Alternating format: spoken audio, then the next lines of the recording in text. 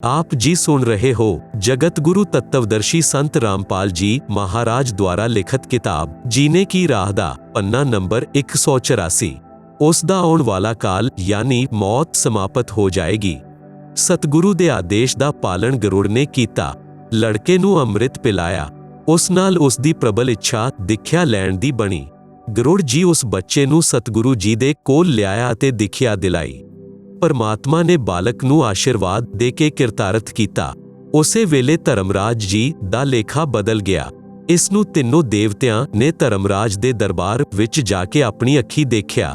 धर्मराज ने उसनूं पढ़ के सुनाया अते दिखाया जिस विच लिखिया सी कि यह मनुखा शरीरधारी जीव हुण 100 साल उम्र तक जीवित रहेगा अते भगती भी करेगा। यह पूਰਨ परमात्मा दी तरफों उम्र वधाई गई है।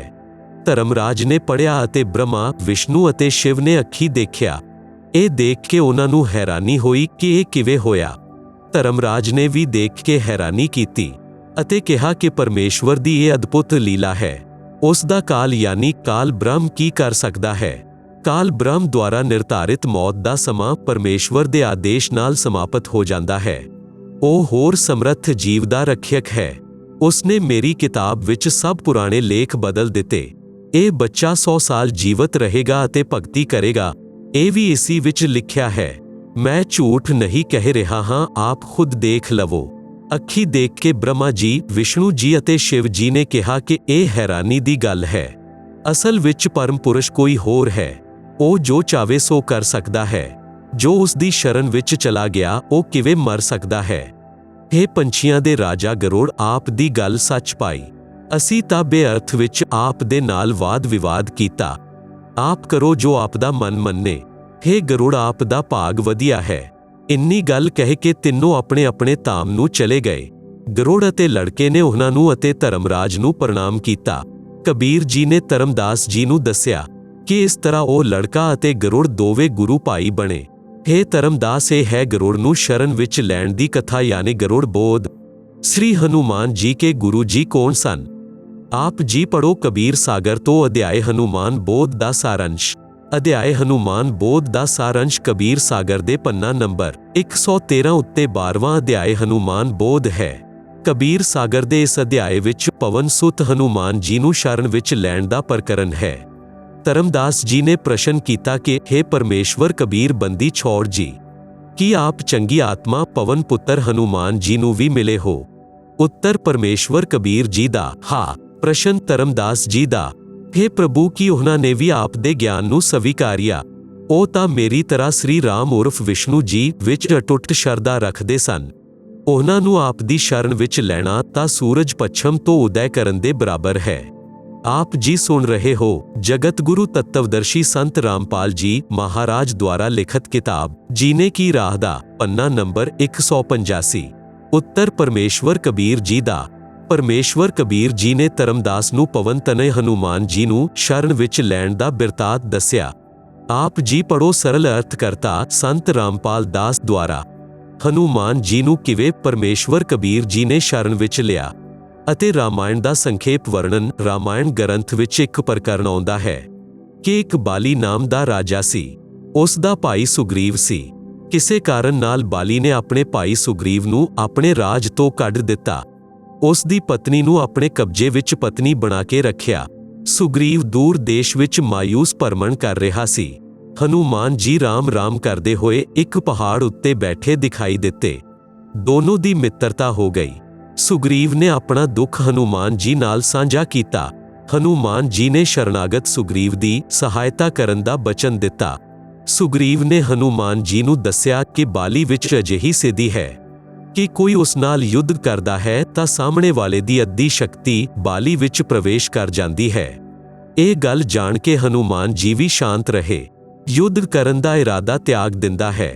उस समय रामचंद्र पुत्र राजा दशरथ जी नूं बनवास होया सी। ਉਹਨਾਂ ਦੀ ਪਤਨੀ ਸੀਤਾ ਜੀ ਅਤੇ ਭਾਈ ਲਛਮਣ ਵੀ ਵਣ ਵਿੱਚ ਨਾਲ ਗਏ ਸਨ। ਸ਼੍ਰੀਲੰਕਾ ਦੇ ਰਾਜਾ ਰਾਵਣ ਦੀ ਭੈਣ ਸਰੂਪਨਖਾ ਨੇ ਲਛਮਣ ਨੂੰ ਦੇਖਿਆ ਤਾਂ ਉਸ ਨਾਲ ਵਿਆਹ ਕਰਨ ਦਾ ਪ੍ਰਸਤਾਵ ਰੱਖਿਆ। ਲਛਮਣ ਨੇ ਕਿਹਾ ਕਿ ਮੇਰਾ ਵਿਆਹ ਹੋ ਚੁੱਕਾ ਹੈ। ਲਛਮਣ ਦੀ ਪਤਨੀ ਦਾ ਨਾਮ ਉਰਮਿਲਾ ਸੀ। ਸ਼ਰੂਪਨਖਾ ਨੇ ਵਾਰ-ਵਾਰ ਵਿਆਹ ਕਰਨ ਦਾ ਆਗ੍ਰਹ ਕੀਤਾ ਤਾਂ ਸ਼ੇਸ਼ਨਾਗ ਅਵਤਾਰ ਲਛਮਣ ਨੇ ਕ੍ਰੋਧਵਸ਼ ਉਸ ਦਾ ਨੱਕ ਕੱਟ ਦਿੱਤਾ। ਸ਼ਰੂਪਨਖਾ ਨੇ ਆਪਣੀ ਦੁਰਦਸ਼ਾ ਦੀ ਦਾਸਤਾਂ ਆਪਣੇ ਭਾਈ ਰਾਵਣ ਨਾਲ ਸੁਣਾਈ ਅਤੇ ਪੂਰਾ ਪਤਾ ਦੱਸਿਆ। ਰਾਵਣ ਨੇ ਪ੍ਰਤੀਸ਼ੋਧ ਲੈਣ ਦੇ ਲਈ ਰਾਮ ਦੀ ਪਤਨੀ ਸੀਤਾ ਦਾ ਅਪਹਰਣ ਕਰਨ ਦੀ ਯੋਜਨਾ ਬਣਾਈ। ਸਾਧੂ ਪੇਸ਼ ਬਣਾ ਕੇ ਆਪਣੇ ਮਾਮਾ ਮਾਰੀਚ ਦੇ ਸਹਿਯੋਗ ਨਾਲ ਰਾਵਣ ਨੇ ਸੀਤਾ ਜੀ ਦਾ ਅਪਹਰਣ ਕਰ ਲਿਆ। ਸੀਤਾ ਜੀ ਦੀ ਖੋਜ ਵਿੱਚ ਸ੍ਰੀ ਰਾਮ ਜੀ ਅਤੇ ਸ੍ਰੀ ਲਛਮਣ ਜੀ ਵਣ-ਵਣ ਭਟਕ ਰਹੇ ਸਨ। ਉਸੇ ਸਮੇਂ ਉਹਨਾਂ ਨੂੰ ਸ੍ਰੀ ਹਨੂਮਾਨ ਜੀ ਅਤੇ ਸ੍ਰੀ ਸੁਗਰੀਵ ਜੀ ਮਿਲੇ। ਆਪਸ ਵਿੱਚ ਜਾਣ ਪਛਾਣ ਹੋਈ। ਸੁਗਰੀਵ ਨੇ ਸ੍ਰੀ ਰਾਮ ਨੂੰ ਆਪਣਾ ਕਸ਼ਟ ਦੱਸਿਆ। ਸ੍ਰੀ ਰਾਮ ਚੰਦਰ ਨੇ ਸ਼ਰਤ ਰੱਖੀ ਕਿ ਜੇਕਰ ਮੈਂ ਆਪ ਦਾ ਰਾਜ ਆਪ ਨੂੰ ਦਿਲਾ ਦੇਵਾਂ ਤਾਂ ਆਪ ਨੂੰ ਸੀਤਾ ਦੀ ਖੋਜ ਅਤੇ ਵਾਪਸੀ ਦੇ ਲਈ ਮੇਰਾ ਸਹਿਯੋਗ ਕਰਨਾ ਹੋਏਗਾ। ਗੱਲ ਪੱਕੀ ਹੋ ਗਈ। ਸ੍ਰੀ ਰਾਮਚੰਦਰ ਜੀ ਨੇ ਰੁੱਖ ਦੀ ਓਟ ਲੈ ਕੇ ਬਾਲੀ ਨੂੰ ਯੁੱਧ ਕਰਕੇ ਮਾਰ ਕੇ ਸੁਗਰੀਵ ਨੂੰ ਰਾਜ ਤਿਲਕ ਕਰ ਦਿੱਤਾ। ਸੁਗਰੀਵ ਨੇ ਆਪਣੀ ਪ੍ਰਤੀਗਿਆ ਦਾ ਪਾਲਣ ਕੀਤਾ। ਸੀਤਾ ਜੀ ਦੀ ਖੋਜ ਦੇ ਲਈ ਚਾਰੋਂ ਦਿਸ਼ਾ ਵਿੱਚ ਖੋਜੀ ਭੇਜੇ ਗਏ। ਜਟਾਊ ਪੰਛੀ ਨੇ ਸ੍ਰੀ ਰਾਮ ਨੂੰ ਦੱਸਿਆ ਕਿ ਸੀਤਾ ਮਾਤਾ ਨੂੰ ਲੰਕੇਸ਼ਵਰ ਰਾਵਣ ਚੁੱਕ ਕੇ ਲੈ ਗਿਆ। ਉਸ ਤੋਂ ਮੈਂ ਮਾਤਾ ਨੂੰ ਛਡਵਾਉਣ ਦੀ ਕੋਸ਼ਿਸ਼ ਵੀ ਕੀਤੀ ਤਾਂ ਮੇਰੇ ਪੰਖ ਕੱਟ ਦਿੱਤੇ। ਰਾਵਣ ਨਾਲ ਬਾਤਚੀਤ ਕਰਕੇ ਸੀਤਾ ਨੂੰ ਵਾਪਸ ਕਰਨ ਦੇ ਲਈ ਸ੍ਰੀ ਰਾਮ ਜੀ ਨੇ ਹਨੂਮਾਨ ਨੂੰ ਰਾਜਦੂਤ ਬਣਾਇਆ।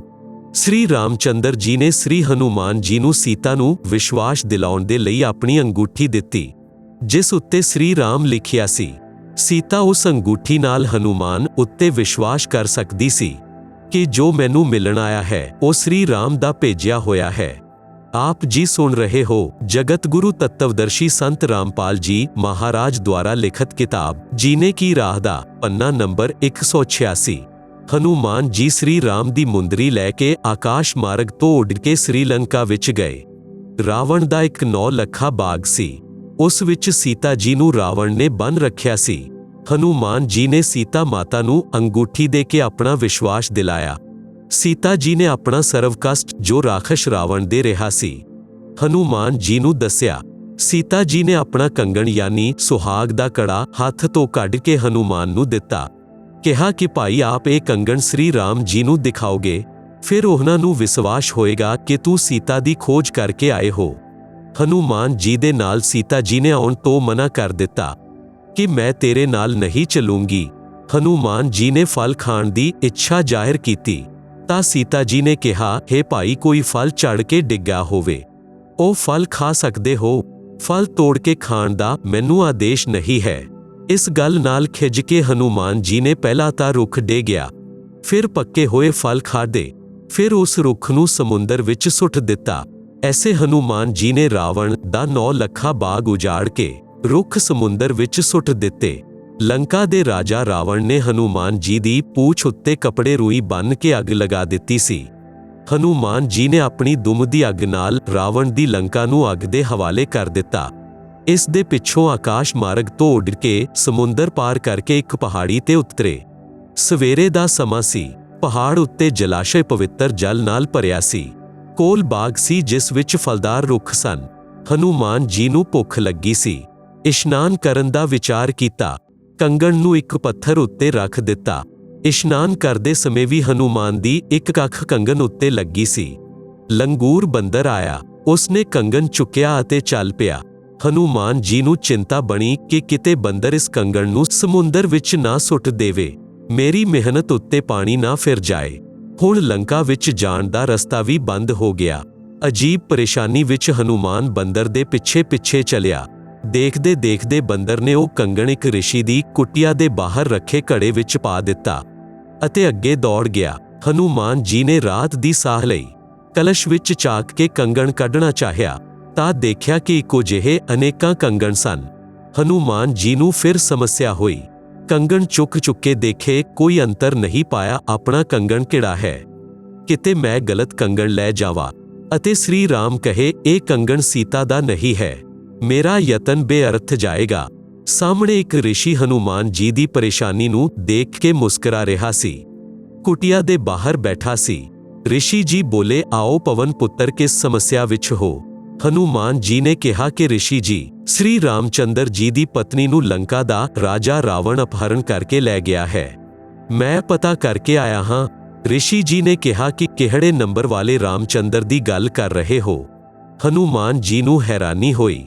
ਕਿ ਰਿਸ਼ੀ ਆਪਣੇ ਹੋਸ਼ ਹਵਾਸ ਵਿੱਚ ਹੈ ਜਾਂ ਭੰਗ ਪੀ ਰੱਖੀ ਹੈ। ਹਨੂਮਾਨ ਜੀ ਨੇ ਪੁੱਛਿਆ, ਹੇ ਰਿਸ਼ੀ ਜੀ, ਕੀ ਰਾਮ ਕਈ ਹਨ? ਰਿਸ਼ੀ ਜੀ ਨੇ ਕਿਹਾ, ਹਾਂ, ਕਈ ਹੋ ਚੁੱਕੇ ਹਨ ਅਤੇ ਹੋਰ ਅੱਗੇ ਵੀ ਜੰਮਦੇ ਮਰਦੇ ਰਹਿਣਗੇ। ਆਪ ਜੀ ਸੁਣ ਰਹੇ ਹੋ ਜਗਤ ਗੁਰੂ ਤੱਤਵਦਰਸ਼ੀ ਸੰਤ ਰਾਮਪਾਲ ਜੀ ਮਹਾਰਾਜ ਦੁਆਰਾ ਲਿਖਤ ਕਿਤਾਬ ਜੀਨੇ ਕੀ ਰਾਹ ਦਾ ਪੰਨਾ ਨੰਬਰ 187। ਹਨੂਮਾਨ ਜੀ ਨੂੰ ਰਿਸ਼ੀ ਦਾ ਵਿਵਹਾਰ ਉਚਿਤ ਨਹੀਂ ਲੱਗਿਆ, ਪਰੰਤੂ ਰਿਸ਼ੀ ਜੀ ਨਾਲ ਵਿਵਾਦ ਕਰਨਾ ਹਿੱਤ ਵਿੱਚ ਨਹੀਂ ਜਾਣਿਆ।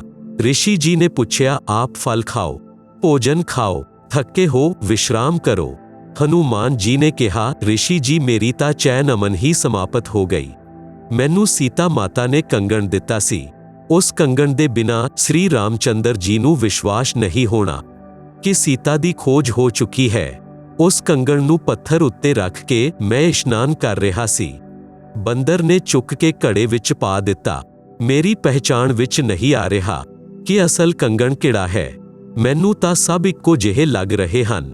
ਰਿਸ਼ੀ ਰੂਪ ਵਿੱਚ ਬੈਠੇ ਪਰਮੇਸ਼ਵਰ ਕਬੀਰ ਜੀ ਨੇ ਕਿਹਾ, ਹੇ ਪਵਨ ਦੇ ਲਾਡਲੇ, ਆਪ ਕੋਈ ਇੱਕ ਕੰਗਣ ਚੁੱਕ ਲੈ ਜਾਓ, ਕੋਈ ਅੰਤਰ ਨਹੀਂ ਹੈ, ਅਤੇ ਕਿਹਾ ਕਿ ਜਿੰਨੇ ਕੰਗਣ ਇਸ ਵਿੱਚ ਪਏ ਹਨ, ਇੰਨੀ ਵਾਰ ਸ੍ਰੀ ਰਾਮ ਦਸ਼ਰਥ ਪੁੱਤਰ ਨੂੰ ਬਨਵਾਸ ਅਤੇ ਸੀਤਾ ਹਰਨ ਅਤੇ ਹਨੂਮਾਨ ਦੁਆਰਾ ਖੋਜ ਹੋ ਚੁੱਕੀ ਹੈ। ਹਨੂਮਾਨ ਜੀ ਨੇ ਕਿਹਾ, ਰਿਸ਼ੀ ਜੀ, ਇਹ ਦੱਸੋ, ਆਪ ਦੀ ਗੱਲ ਮੰਨਦਾ ਹਾਂ, ਪੁੱਛਦਾ ਹਾਂ ਕਿ ਹਰੇਕ ਵਾਰ ਸੀਤਾ ਹਰਨ ਹਨੂਮਾਨ ਦਾ ਖੋਜ ਕਰਕੇ ਕੰਗਣ ਲਿਆਉਣਾ ਅਤੇ ਬੰਦਰ ਦੁਆਰਾ ਘੜੇ ਵਿੱਚ ਪਾਉਣਾ ਹੁੰਦਾ ਹੈ। ਕੰਗਣ ਤਾਂ ਇੱਥੇ ਰਹਿ ਗਿਆ, ਹਨੂਮਾਨ ਲੈ ਕੇ ਕੀ ਜਾਂਦਾ ਹੈ?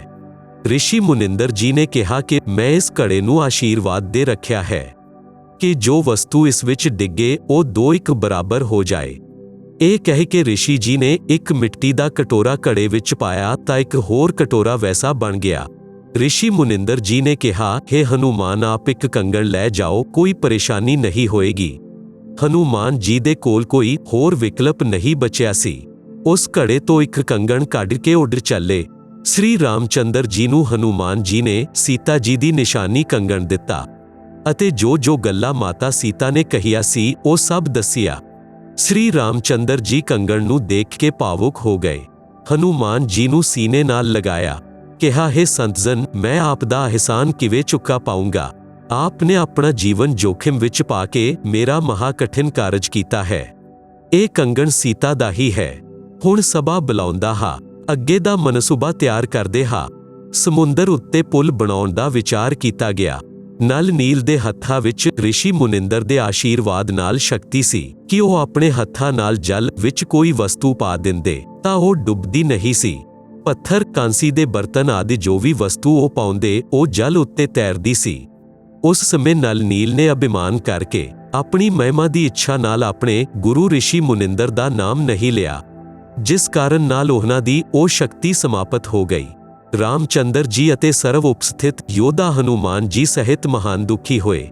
3 ਦਿਨ ਤੱਕ ਸ੍ਰੀ ਰਾਮ ਕੁਟਨਿਆ ਪਾਣੀ ਵਿੱਚ ਖੜਾ ਰਿਹਾ, ਰਾਸਤਾ ਦੇਣ ਦੀ ਪ੍ਰਾਰਥਨਾ ਕਰਦਾ ਰਿਹਾ, ਪਰੰਤੂ ਸਮੁੰਦਰ ਟਸ ਤੋਂ ਮਸ ਨਹੀਂ ਹੋਇਆ।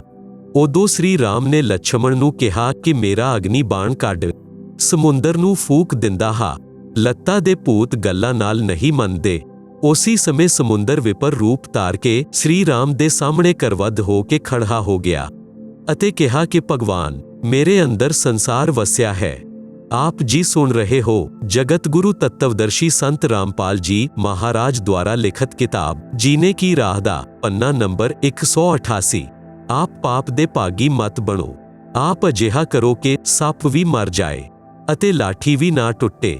ਆਪ ਦੀ ਸੈਨਾ ਵਿੱਚ ਨਲ ਨੀਲ ਨਾਮ ਦੇ 2 ਸੈਨਿਕ ਹਨ। ਉਹਨਾਂ ਦੇ ਗੁਰੂ ਜੀ ਦਾ ਆਸ਼ੀਰਵਾਦ ਹੈ। ਉਹਨਾਂ ਦੇ ਹੱਥਾਂ ਤੋਂ ਪੱਥਰ ਵੀ ਮੇਰੇ ਉੱਤੇ ਤੈਰ ਸਕਦੇ ਹਨ। ਉਦੋਂ ਨਲ ਨੀਲ ਨੂੰ ਪੱਥਰ ਪਾ ਕੇ ਦਿਖਾਉਣ ਲਈ ਕਿਹਾ ਤਾਂ ਨਲ ਨੀਲ ਨੇ ਆਪਣੀ ਮਹਿਮਾ ਚਾਹੀ ਅਤੇ ਗੁਰੂ ਨੂੰ ਯਾਦ ਨਹੀਂ ਕੀਤਾ, ਜਿਸ ਕਾਰਨ ਕਰਕੇ ਰਿਸ਼ੀ ਮੁਨਿੰਦਰ ਜੀ ਨੇ ਉਹਨਾਂ ਦੀ ਸ਼ਕਤੀ ਖੋਹ ਲਈ। ਪੱਥਰ ਡੁੱਬ ਗਏ। ਸਮੁੰਦਰ ਨੇ ਉਹਨਾਂ ਦੀ ਗਲਤੀ ਦੱਸੀ। ਫਿਰ ਨਲ ਨੀਲ ਨੇ ਆਪਣੇ ਗੁਰੂ ਜੀ ਨੂੰ ਯਾਦ ਕੀਤਾ। ਸ੍ਰੀ ਰਾਮਚੰਦਰ ਜੀ ਨੂੰ ਵੀ ਮਹਿਸੂਸ ਹੋਇਆ ਕਿ ਜਦ ਗੁਰੂ ਆਪਣੇ ਸ਼ਿਸ਼ਾਨ ਨੂੰ ਸ਼ਕਤੀ ਦੇ ਸਕਦਾ ਹੈ ਤਾਂ ਮੇਰੇ ਕਾਰਜ ਨੂੰ ਕਰ ਵੀ ਸਕਦੇ ਹਨ। ਸ੍ਰੀ ਰਾਮਚੰਦਰ ਵਿਸ਼ਨੂੰ ਜੀ ਦੇ ਅਵਤਾਰ ਸਨ। ਸ੍ਰੀ ਵਿਸ਼ਨੂੰ ਜੀ ਕਾਲ ਨਿਰੰਜਨ ਦੇ ਪੁੱਤਰ ਹਨ। ਜਿਸ ਸਮੇਂ ਪਰਮੇਸ਼ਵਰ ਕਬੀਰ ਜੀ ਪ੍ਰਥਮ ਵਾਰ ਕਾਲ ਦੇ ਲੋਕ ਵਿੱਚ ਆਏ ਸਨ ਤਾਂ ਜੋਤੀ ਨਿਰੰਜਨ ਨੇ ਪਹਿਲਾਂ ਤਾਂ ਪਰਮੇਸ਼ਵਰ ਦੇ ਨਾਲ ਝਗੜਾ ਕੀਤਾ ਸੀ ਜਦੋਂ ਵਸ ਨਹੀਂ ਚਲਿਆ ਤਾਂ ਚਰਨਾਂ ਵਿੱਚ ਡਿੱਗ ਕੇ ਖਿਮਾ ਯਾਚਨਾ ਕੀਤੀ ਅਤੇ ਕੁਝ ਆਸ਼ੀਰਵਾਦ ਵੀ ਲਿਆ। ਉਹਨਾਂ ਵਿੱਚੋਂ ਇੱਕ ਇਹ ਵੀ ਸੀ ਕਿ ਮੇਰਾ ਅੰਸ਼ ਵਿਸ਼ਨੂੰ ਤ੍ਰੇਤਾ ਯੁੱਗ ਵਿੱਚ ਰਾਮਚੰਦਰ ਨਾਮ ਨਾਲ ਰਾਜਾ ਦਸ਼ਰਥ ਦੇ ਘਰ ਜਨਮ ਲਏਗਾ। ਉਸ ਨੂੰ ਬਣਵਾਸ ਹੋਏਗਾ। ਉਸ ਦੇ ਨਾਲ ਉਸ ਦੀ ਪਤਨੀ ਸੀਤਾ ਵੀ ਹੋਏਗੀ। ਉਸ ਨੂੰ ਇੱਕ ਰਾਖਸ਼ ਲੰਕਾ ਨਗਰੀ ਵਿੱਚ ਚੁੱਕ ਕੇ ਲੈ ਜਾਏਗਾ। ਉਦੋਂ ਰਾਮਚੰਦਰ ਸਮੁੰਦਰ ਦੇ ਉੱਤੇ ਪੁਲ ਬਣਾਉਣਾ ਚਾਹੇਗਾ, ਉਹ ਨਹੀਂ ਬਣਾ ਪਾਏਗਾ, ਆਪ ਉਹ ਪੁਲ ਬਣਵਾਉਣਾ। ਦੂਸਰਾ ਆਸ਼ੀਰਵਾਦ ਲਿਆ ਸੀ ਕਿ ਦੁਆਪਰ ਯੁੱਗ ਵਿੱਚ ਉਹ ਕ੍ਰਿਸ਼ਨ ਰੂਪ ਵਿੱਚ ਜਨਮੇਗਾ। ਮ੍ਰਿਤਯੂ ਉਪਰੰਤ ਉਹ ਜਗਨਨਾਥ ਨਾਮ ਤੋਂ ਪੂਰੀ ਨਗਰ ਵਿੱਚ ਸਮੁੰਦਰ ਦੇ ਕਿਨਾਰੇ ਵਿੱਚ ਮੰਦਰ ਬਣਵਾਏਗਾ। ਸਮੁੰਦਰ ਉਸ ਨੂੰ ਬਣਨ ਨਹੀਂ ਦਵੇਗਾ, ਆਪ ਉਸ ਮੰਦਰ ਦੀ ਸਮੁੰਦਰ ਤੋਂ ਰੱਖਿਆ ਕਰਨਾ। ਪਰਮੇਸ਼ਵਰ ਕਬੀਰ ਜੀ ਨੇ ਕਿਹਾ ਸੀ ਕਿ ਮੈਂ ਉਹ ਕਾਰਜ ਕਰੂੰਗਾ। ਉਸ ਹੀ ਵਚਨ ਦਾ ਪਾਲਣ ਕਰਨ ਦੇ ਲਈ ਰਿਸ਼ੀ ਮੁਨਿੰਦਰ ਰੂਪ ਵਿੱਚ ਪਰਮੇਸ਼ਵਰ ਕਬੀਰ ਜੀ ਸੇਤੂਬੰਧ ਉੱਤੇ ਪ੍ਰਗਟ ਹੋ ਗਏ ਅਤੇ ਆਉਂਦੇ ਪਰਬਤ ਦੇ ਚਾਰੋਂ ਤਰਫ ਆਪਣੀ ਸੋਟੀ ਯਾਨੀ ਡੰਡੀ ਨਾਲ ਰੇਖਾ ਅੰਕਿਤ ਕਰ ਆਏ। ਨਲ ਨੀਲ ਨੇ ਦੂਰ ਤੋਂ ਆਪਣੇ ਗੁਰੂ ਜੀ ਨੂੰ ਪਹਿਚਾਣ ਲਿਆ ਅਤੇ ਕਿਹਾ, ਸਾਡੇ ਗੁਰੂ ਜੀ ਆ ਗਏ ਹਨ। ਸ੍ਰੀ ਰਾਮਚੰਦਰ ਜੀ ਨੇ ਆਪਣੀ ਸਮੱਸਿਆ ਦੱਸੀ ਅਤੇ ਨਮਰ ਭਾਵ ਨਾਲ ਆਪਣਾ ਕਾਰਜ ਸਿੱਧ ਦਾ ਆਸ਼ੀਰਵਾਦ ਮੰਗਿਆ। ਪਰਮੇਸ਼ਵਰ ਨੇ ਕਿਹਾ, ਨਲ ਨੀਲ ਨੇ ਗਲਤੀ ਕੀਤੀ, ਜਿਸ ਕਾਰਨ ਇਹਨਾਂ ਦੀ ਸ਼ਕਤੀ ਛਿਣ ਹੋ ਗਈ ਹੈ। ਮੈਂ ਸਾਹਮਣੇ ਵਾਲੇ ਪਰਬਤ ਦੇ ਚਾਰੋਂ ਤਰਫ ਰੇਖਾ ਲਗਾਈ ਹੈ। ਉਸ ਦੇ ਅੰਦਰ ਦੇ ਪੱਥਰ ਲੱਕੜੀ ਤੋਂ ਵੀ ਹਲਕੇ ਕਰ ਦਿੱਤੇ ਹਨ, ਉਹ ਡੁੱਬਣਗੇ ਨਹੀਂ। ਹਨੂਮਾਨ ਜੀ ਰਾਮ ਭਗਤ ਸਨ। ਉਹਨਾਂ ਨੇ ਪੱਥਰਾਂ ਉੱਤੇ ਰਾਮ ਰਾਮ ਲਿਖਿਆ ਅਤੇ ਚੁੱਕ ਕੇ ਚਲੇ ਅਤੇ ਰੱਖਿਆ ਤਾਂ ਪੱਥਰ ਡੁੱਬੇ ਨਹੀਂ। ਨਲ ਨੀਲ ਸ਼ਿਲਪਕਾਰ ਯਾਨੀ ਨਿਪੁੰਨ ਰਾਜ ਮਿਸ਼ਤਰੀ ਵੀ ਸਨ, ਜਿਸ ਕਾਰਨ ਨਲ ਨੀਲ ਨੇ ਪੱਥਰਾਂ ਨੂੰ ਤਰਾਸ਼ ਕੇ ਇੱਕ ਦੂਸਰੇ ਵਿੱਚ ਫਸਾ ਕੇ ਜੋੜਿਆ ਸੀ। ਪਹਿਲਾਂ ਸ੍ਰੀ ਰਾਮ ਤੋਂ ਪੱਥਰ ਤਰੇ ਨਹੀਂ, ਨਲ ਨੀਲ ਵੀ ਅਸਫਲ ਰਹੇ। ਹਨੂਮਾਨ ਖੜਾ ਰਾਮ ਰਾਮ ਹੀ ਕਰ ਰਿਹਾ ਸੀ। ਚਾਹੁੰਦਾ ਵੀ ਸੀ ਕਿ ਪੱਥਰ ਤੈਰੇ, ਪਰੰਤੂ ਸਭ ਬੇਅਰਥ ਹੋਇਆ। ਰਿਸ਼ੀ ਮੁਨਿੰਦਰ ਜੀ ਯਾਨੀ ਕਬੀਰ ਜੀ ਨੇ ਪੱਥਰ ਹਲਕੇ ਕੀਤੇ ਸਨ, ਜਿਸ ਕਾਰਨ ਨਾਲ ਪੱਥਰ ਸਮੁੰਦਰ ਵਿੱਚ ਡੁੱਬੇ ਨਹੀਂ ਸਨ। ਆਪ ਜੀ ਸੁਣ ਰਹੇ ਹੋ ਜਗਤ ਗੁਰੂ ਤੱਤਵਦਰਸ਼ੀ ਸੰਤ ਰਾਮਪਾਲ ਜੀ ਮਹਾਰਾਜ ਦੁਆਰਾ ਲਿਖਤ ਕਿਤਾਬ ਜੀਨੇ ਕੀ ਰਾਹ ਦਾ ਪੰਨਾ ਨੰਬਰ 199। ਹਨੂਮਾਨ ਜੀ ਤਾਂ ਆਪਣਾ ਰਾਮ ਰਾਮ ਦਾ ਪਾਠ ਕਰਨ ਦੇ ਲਈ ਸ਼ਰਧਾ ਦੇ ਨਾਲ ਰਾਮ ਰਾਮ ਪੱਥਰਾਂ ਉੱਤੇ ਲਿਖ ਰਹੇ ਸਨ। ਉਹ ਤਾਂ ਜਿੱਥੇ ਬੈਠਦੇ ਸਨ ਉੱਥੇ ਪੇੜ ਪੌਦਿਆਂ ਉੱਤੇ ਰਾਮ ਰਾਮ ਲਿਖਦੇ ਸਨ। ਹਨੂਮਾਨ ਜੀ ਤਾਂ ਸ੍ਰੀ ਰਾਮਚੰਦਰ ਜੀ ਪੁੱਤਰ ਦਸ਼ਰਥ ਨੂੰ ਜਾਣਦੇ ਵੀ ਨਹੀਂ ਸਨ। ਉਸ ਤੋਂ ਪਹਿਲਾਂ ਵੀ ਰਾਮ ਰਾਮ ਦਾ ਜਾਪ ਕਰਿਆ ਕਰਦੇ ਸਨ। ਜਿਵੇਂ ਕਿ ਲੋਕ ਵੇਦ ਯਾਨੀ ਦੰਤ ਕਥਾ ਸੁਣਦੇ ਆਏ ਹਨ ਕਿ ਨਲ ਨੀਲ ਨੇ ਪੱਥਰ ਤਰਾਏ ਸਨ ਤਦ ਪੁਲ ਬਣਿਆ ਸੀ। ਕੋਈ ਕਹਿੰਦਾ ਸੀ ਕਿ ਹਨੂਮਾਨ ਜੀ ਨੇ ਪੱਥਰਾਂ ਉੱਤੇ ਰਾਮ ਰਾਮ ਲਿਖਿਆ, ਜਿਸ ਕਾਰਨ ਪੱਥਰ ਤੈਰੇ ਸਨ। ਇਹ ਵੀ ਸੁਣਦੇ ਸਨ ਕਿ ਸ੍ਰੀ ਰਾਮ ਨੇ ਪੱਥਰ ਤਰਾਏ ਸਨ। ਕਾਰਨ ਇਹ ਰਿਹਾ ਹੈ ਕਿ ਜੋ ਗੱਲਾਂ ਪੱਥਰ ਤੈਰਨ ਦੀਆਂ ਹੋਈਆਂ ਸੀ ਅਤੇ ਮੁਨਿੰਦਰ ਜੀ ਨੇ ਕਿਹਾ ਸੀ ਕਿ ਮੈਂ ਪਰਬਤ ਦਾ ਪੱਥਰ ਹਲਕਾ ਕਰ ਦਿੱਤਾ ਹੈ। ਉਹ ਵਾਰਤਾ 20 ਜਾਂ 30 ਵਿਅਕਤੀਆਂ ਦੇ ਸਾਹਮਣੇ ਹੋਈ ਸੀ। ਬਾਕੀ ਕਰੋੜਾਂ ਵਿਅਕਤੀ ਯੁੱਧ ਦੇ ਲਈ ਆਏ ਸਨ। ਉਹ ਤਾਂ ਆਗਿਆ ਮਿਲਦੇ ਹੀ ਪੱਥਰ ਲਿਆਉਣ ਲੱਗੇ। ਉਹਨਾਂ ਨੇ ਦੇਖਿਆ ਕਿ ਹਨੂਮਾਨ ਜੀ ਰਾਮ ਰਾਮ ਲਿਖ ਦਿੱਤਾ, ਜਿਸ ਕਾਰਨ ਪੱਥਰ ਜਲ ਉੱਤੇ ਤੈਰ ਰਹੇ ਹਨ। ਕੁਝ ਨੂੰ ਲੱਗਿਆ ਕਿ ਨਲ ਨੀਲ ਦੇ ਹੱਥਾਂ ਵਿੱਚ ਕਰਾਮਾਤ ਹੈ, ਜਿਸ ਕਾਰਨ ਪੱਥਰ ਤੈਰ ਰਹੇ ਹਨ। ਇਸ ਕਾਰਨ ਇਹ ਗਲਤਫਹਿਮੀ ਯਾਨੀ ਭਰਨ ਫੈਲ ਗਈ। ਪੁਲ ਬਣਾ ਕੇ ਯੁੱਧ ਵਿੱਚ ਲੱਗ ਗਏ। ਜ਼ਿਆਦਾਤਰ ਮਰ ਗਏ, ਕੁਝ ਬਚੇ ਉਹ ਆਪਣੇ ਘਰ ਚਲੇ ਗਏ। ਉਹਨਾਂ ਨੇ ਆਪਣੇ ਨਗਰ ਪਿੰਡ ਵਿੱਚ ਗਲਤ ਸੂਚਨਾ ਫੈਲਾ ਦਿੱਤੀ, ਜੋ ਅੱਜ ਤੱਕ ਨਿਰਵਿਵਾਦ ਚੱਲ ਰਹੀ ਹੈ। ਸੱਚਾਈ ਇਹ ਹੈ ਕਿ ਜੋ ਇਸ ਦਾਸ ਯਾਨੀ ਰਾਮਪਾਲ ਦਾਸ ਨੇ ਦੱਸੀ ਹੈ। ਯੁੱਧ ਹੋਇਆ। ਸ਼੍ਰੀ ਰਾਮ ਦੀ ਸੈਨਾ ਉੱਤੇ ਨਾਗਫਾਂਸ ਸ਼ਾਸਤਰ ਚਲਾਇਆ ਗਿਆ, ਜਿਸ ਕਾਰਨ ਸ੍ਰੀ ਰਾਮ, ਹਨੂਮਾਨ, ਜਮਾਬਵੰਤ, ਸੁਗਰੀਵ, ਅੰਗਦ ਸਹਿਤ ਸਾਰੀ ਸੈਨਾ ਨਾਗਾ ਯਾਨੀ ਸੱਪਾਂ ਦੁਆਰਾ ਬੰਨ੍ਹ ਦਿੱਤੀ ਗਈ। ਸੱਪ ਲਿਪਟ ਗਏ। ਹੱਥਾਂ ਨੂੰ ਵੀ ਸਰੀਰ ਦੇ ਨਾਲ ਜਕੜ ਦਿੱਤਾ। ਜਿਵੇਂ ਅੱਖਾਂ ਨੂੰ ਕਿਸਾਨ ਬੰਨ੍ਹ ਦਿੰਦਾ ਹੈ, ਅਜਿਹੇ ਨਿਸ਼ਕਰੇ ਹੋ ਗਏ। ਉਦੋਂ ਗਰੁੜ ਨੂੰ ਬੁਲਾਇਆ ਗਿਆ। ਗਰੁੜ ਨੇ ਸਭ ਨਾਗ ਕੱਟੇ। ਉਦੋਂ ਸਾਰੀ ਸੈਨਾ ਅਤੇ ਸ੍ਰੀ ਰਾਮ ਬੰਧਨ ਮੁਕਤ ਹੋਏ। ਲਛਮਣ ਨੂੰ ਤੀਰ ਲੱਗਣ ਨਾਲ ਮੂਰਛਾ ਆ ਗਈ ਸੀ, ਯਾਨੀ ਕੋਮਾ ਵਿੱਚ ਚਲਾ ਗਿਆ ਸੀ। ਉਦੋਂ ਹਨੂਮਾਨ ਜੀ ਲੰਕਾ ਤੋਂ ਵੈਦ ਨੂੰ ਚੁੱਕ ਕੇ ਲਿਆਏ। ਵੈਦ ਨੇ ਕਿਹਾ ਕਿ ਦ੍ਰੋਣਾਗਿਰੀ ਪਰਬਤ ਉੱਤੇ ਸੰਜੀਵਨੀ ਬੂਟੀ ਹੈ। ਉਸ ਦੀ ਪਹਿਚਾਣ ਹੈ ਕਿ ਉਹ ਰਾਤ ਨੂੰ ਜੁਗਨੂ ਦੀ ਤਰ੍ਹਾਂ ਜਗਦੀ ਹੈ। ਸੂਰਜ ਉਦੈ ਤੋਂ ਪਹਿਲਾਂ ਉਹ ਜੜੀ ਲਿਆਈ ਜਾਏ ਤਾਂ ਲਛਮਣ ਜੀਵਤ ਹੋ ਸਕਦਾ ਹੈ। ਦੇਰ ਹੋ ਗਈ ਤਾਂ ਮ੍ਰਿਤਯੂ ਨਿਸ਼ਚਿਤ ਹੈ। ਹਨੂਮਾਨ ਜੀ ਨੂੰ ਇਹ ਕੰਮ ਸ੍ਰੀ ਰਾਮ ਜੀ ਨੇ ਸੌਂਪਿਆ ਕਿ ਬਜਰੰਗ ਬਲੀ ਤੇਰੇ ਬਿਨਾਂ ਇਹ ਕਾਰਜ ਸੰਭਵ ਨਹੀਂ ਹੈ। ਆਗਿਆ ਮਿਲਦੇ ਹੀ ਹਨੂਮਾਨ ਜੀ ਆਕਾਸ਼ ਮਾਰਗ ਤੋਂ ਉੱਡ ਚਲੇ। ਦ੍ਰੋਣਾਗਿਰੀ ਉੱਤੇ ਰਾਖਸ਼ਾਂ ਨੇ ਆਪਣੀ ਮਾਇਆ ਨਾਲ ਸਭ ਹੋਰ ਨਕਲੀ ਜੜੀ ਬੂਟੀਆਂ ਵਿੱਚ ਚਮਕ ਭਰ ਦਿੱਤੀ। ਵੈਦ ਨੇ ਦੱਸਿਆ ਸੀ ਕਿ ਉਹ ਬਹੁਤ ਘੱਟ ਸੰਖਿਆ ਵਿੱਚ ਹੁੰਦੀਆਂ ਹਨ। ਦਿਨ ਵਿੱਚ ਉਹਨਾਂ ਦੀ ਪਹਿਚਾਣ ਨਹੀਂ ਹੋ ਸਕਦੀ, ਕਿਉਂਕਿ ਉਸ ਦੇ ਆਸ-ਪਾਸ ਵੈਸੀ ਹੀ ਔਸ਼ਧੀ ਦੇ ਪੌਦੇ ਉਗਦੇ ਹਨ। ਹਨੂਮਾਨ ਜੀ ਨੂੰ ਸਮਝਦੇ ਦੇਰ ਨਹੀਂ ਲੱਗੀ। ਉਹਨਾਂ ਨੇ ਦ੍ਰੋਣਾਗਿਰੀ ਪਰਬਤ ਨੂੰ ਹੀ ਚੁੱਕ ਲਿਆ ਅਤੇ ਆਕਾਸ਼ ਮਾਰਗ ਤੇ ਚੱਲ ਪਏ। ਹਨੂਮਾਨ ਜੀ ਨੇ ਲਛਮਣ ਅਤੇ ਸ਼੍ਰੀ ਰਾਮ ਦੁਆਰਾ ਆਪਣੇ ਭਾਈ ਭਰਤ ਦੇ ਵਿਸ਼ੇ ਵਿੱਚ ਦੱਸੀ ਸ਼ਕਤੀ ਖਟਕ ਰਹੀ ਸੀ। ਉਹ ਕਹਿੰਦੇ ਸਨ ਕਿ ਜੇਕਰ ਅੱਜ ਭਰਤ ਹੁੰਦੇ ਤਾਂ ਇਕੱਲੇ ਰਾਵਣ ਨੂੰ ਅਤੇ ਇਸ ਦੇ ਲੱਖਾਂ ਪੁੱਤਰਾਂ ਅਤੇ 1.25 ਲੱਖ ਨਾਤੀਆਂ ਪੋਤਿਆਂ ਨੂੰ ਯਮਲੋਕ ਭੇਜ ਦਿੰਦੇ। ਆਪ ਜੀ ਸੁਣ ਰਹੇ ਹੋ ਜਗਤ ਗੁਰੂ ਤੱਤਵਦਰਸ਼ੀ ਸੰਤ ਰਾਮਪਾਲ ਜੀ ਮਹਾਰਾਜ ਦੁਆਰਾ ਲਿਖਤ ਕਿਤਾਬ ਜੀਨੇ ਕੀ ਰਾਹ ਦਾ ਪੰਨਾ ਨੰਬਰ 190। ਹਨੂਮਾਨ ਜੀ ਦੇ ਮਨ ਵਿੱਚ ਆਇਆ ਕਿ ਚਲਦੇ ਚਲਦੇ ਭਰਤ ਦੀ ਪ੍ਰੀਖਿਆ ਲੈ ਕੇ ਚੱਲਦਾ ਹਾਂ। ਭਰਤ ਨੂੰ ਪਤਾ ਸੀ ਕਿ ਰਾਵਣ ਅਤੇ ਰਾਮ ਯੁੱਧ ਚੱਲ ਰਿਹਾ ਹੈ। ਆਕਾਸ਼ ਮਾਰਗ ਤੋਂ ਪਰਬਤ ਸਹਿਤ ਹਨੂਮਾਨ ਜੀ ਨੂੰ ਜਾਂਦੇ ਦੇਖ ਵਿਚਾਰ ਕੀਤਾ ਕਿ ਕੋਈ ਰਾਖਸ਼ ਜਾ ਰਿਹਾ ਹੈ, ਉਹ ਬਹੁਤ ਹਾਨੀ ਕਰ ਸਕਦਾ ਹੈ।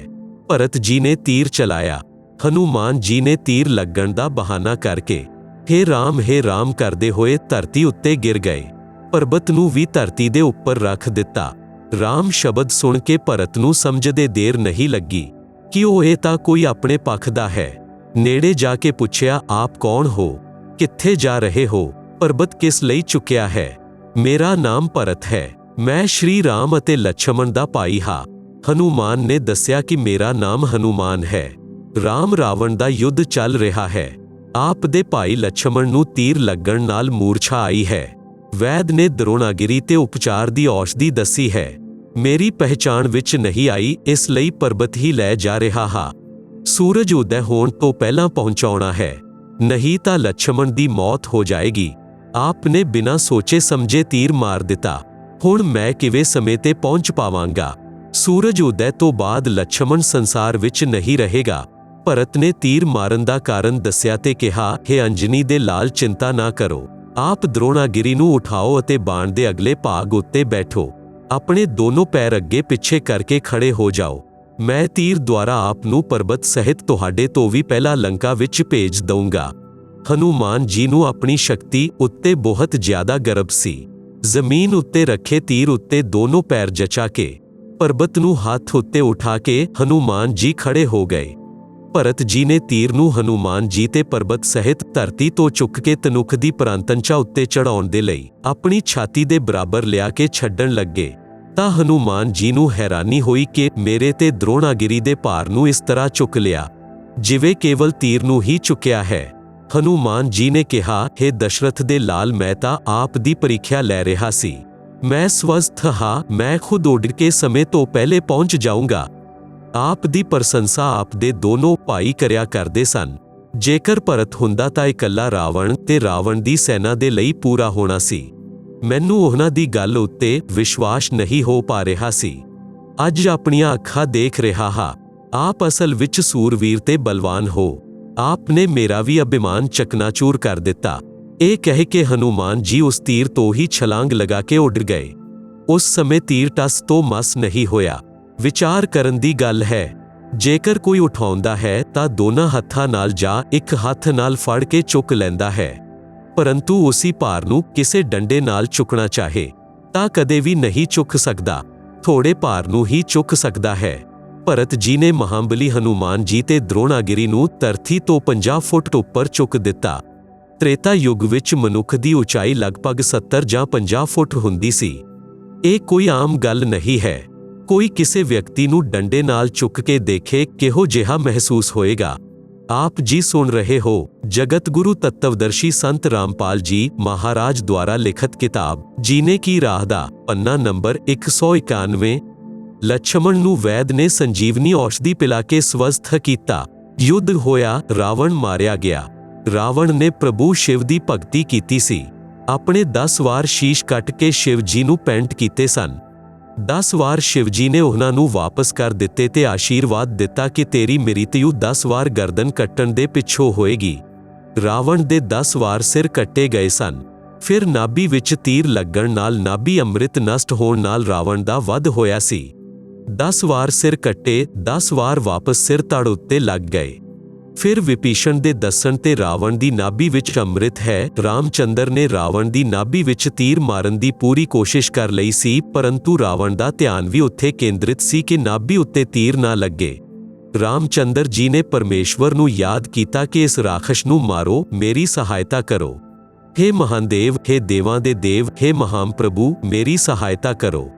ਆਪ ਦੀ ਬੇਟੀ ਯਾਨੀ ਸੀਤਾ ਮਹਾਂਕਸ਼ਟ ਵਿੱਚ ਹੈ। ਆਪ ਦੇ ਬੱਚੇ 33 ਕਰੋੜ ਦੇਵਤਾ ਵੀ ਇਸੇ ਰਾਖਸ਼ ਨੇ ਜੇਲ੍ਹ ਵਿੱਚ ਪਾ ਰੱਖੇ ਹਨ। ਪਰਮੇਸ਼ਵਰ ਕਬੀਰ ਜੀ ਨੇ ਉਸੇ ਸਮੇਂ ਗੁਪਤ ਰੂਪ ਵਿੱਚ ਰਾਮਚੰਦਰ ਦੇ ਹੱਥਾਂ ਉੱਤੇ ਸੂਖਸ਼ਮ ਹੱਥ ਰੱਖੇ ਅਤੇ ਤੀਰ ਰਾਵਣ ਦੀ ਨਾਭੀ ਵਿੱਚ ਮਾਰਿਆ।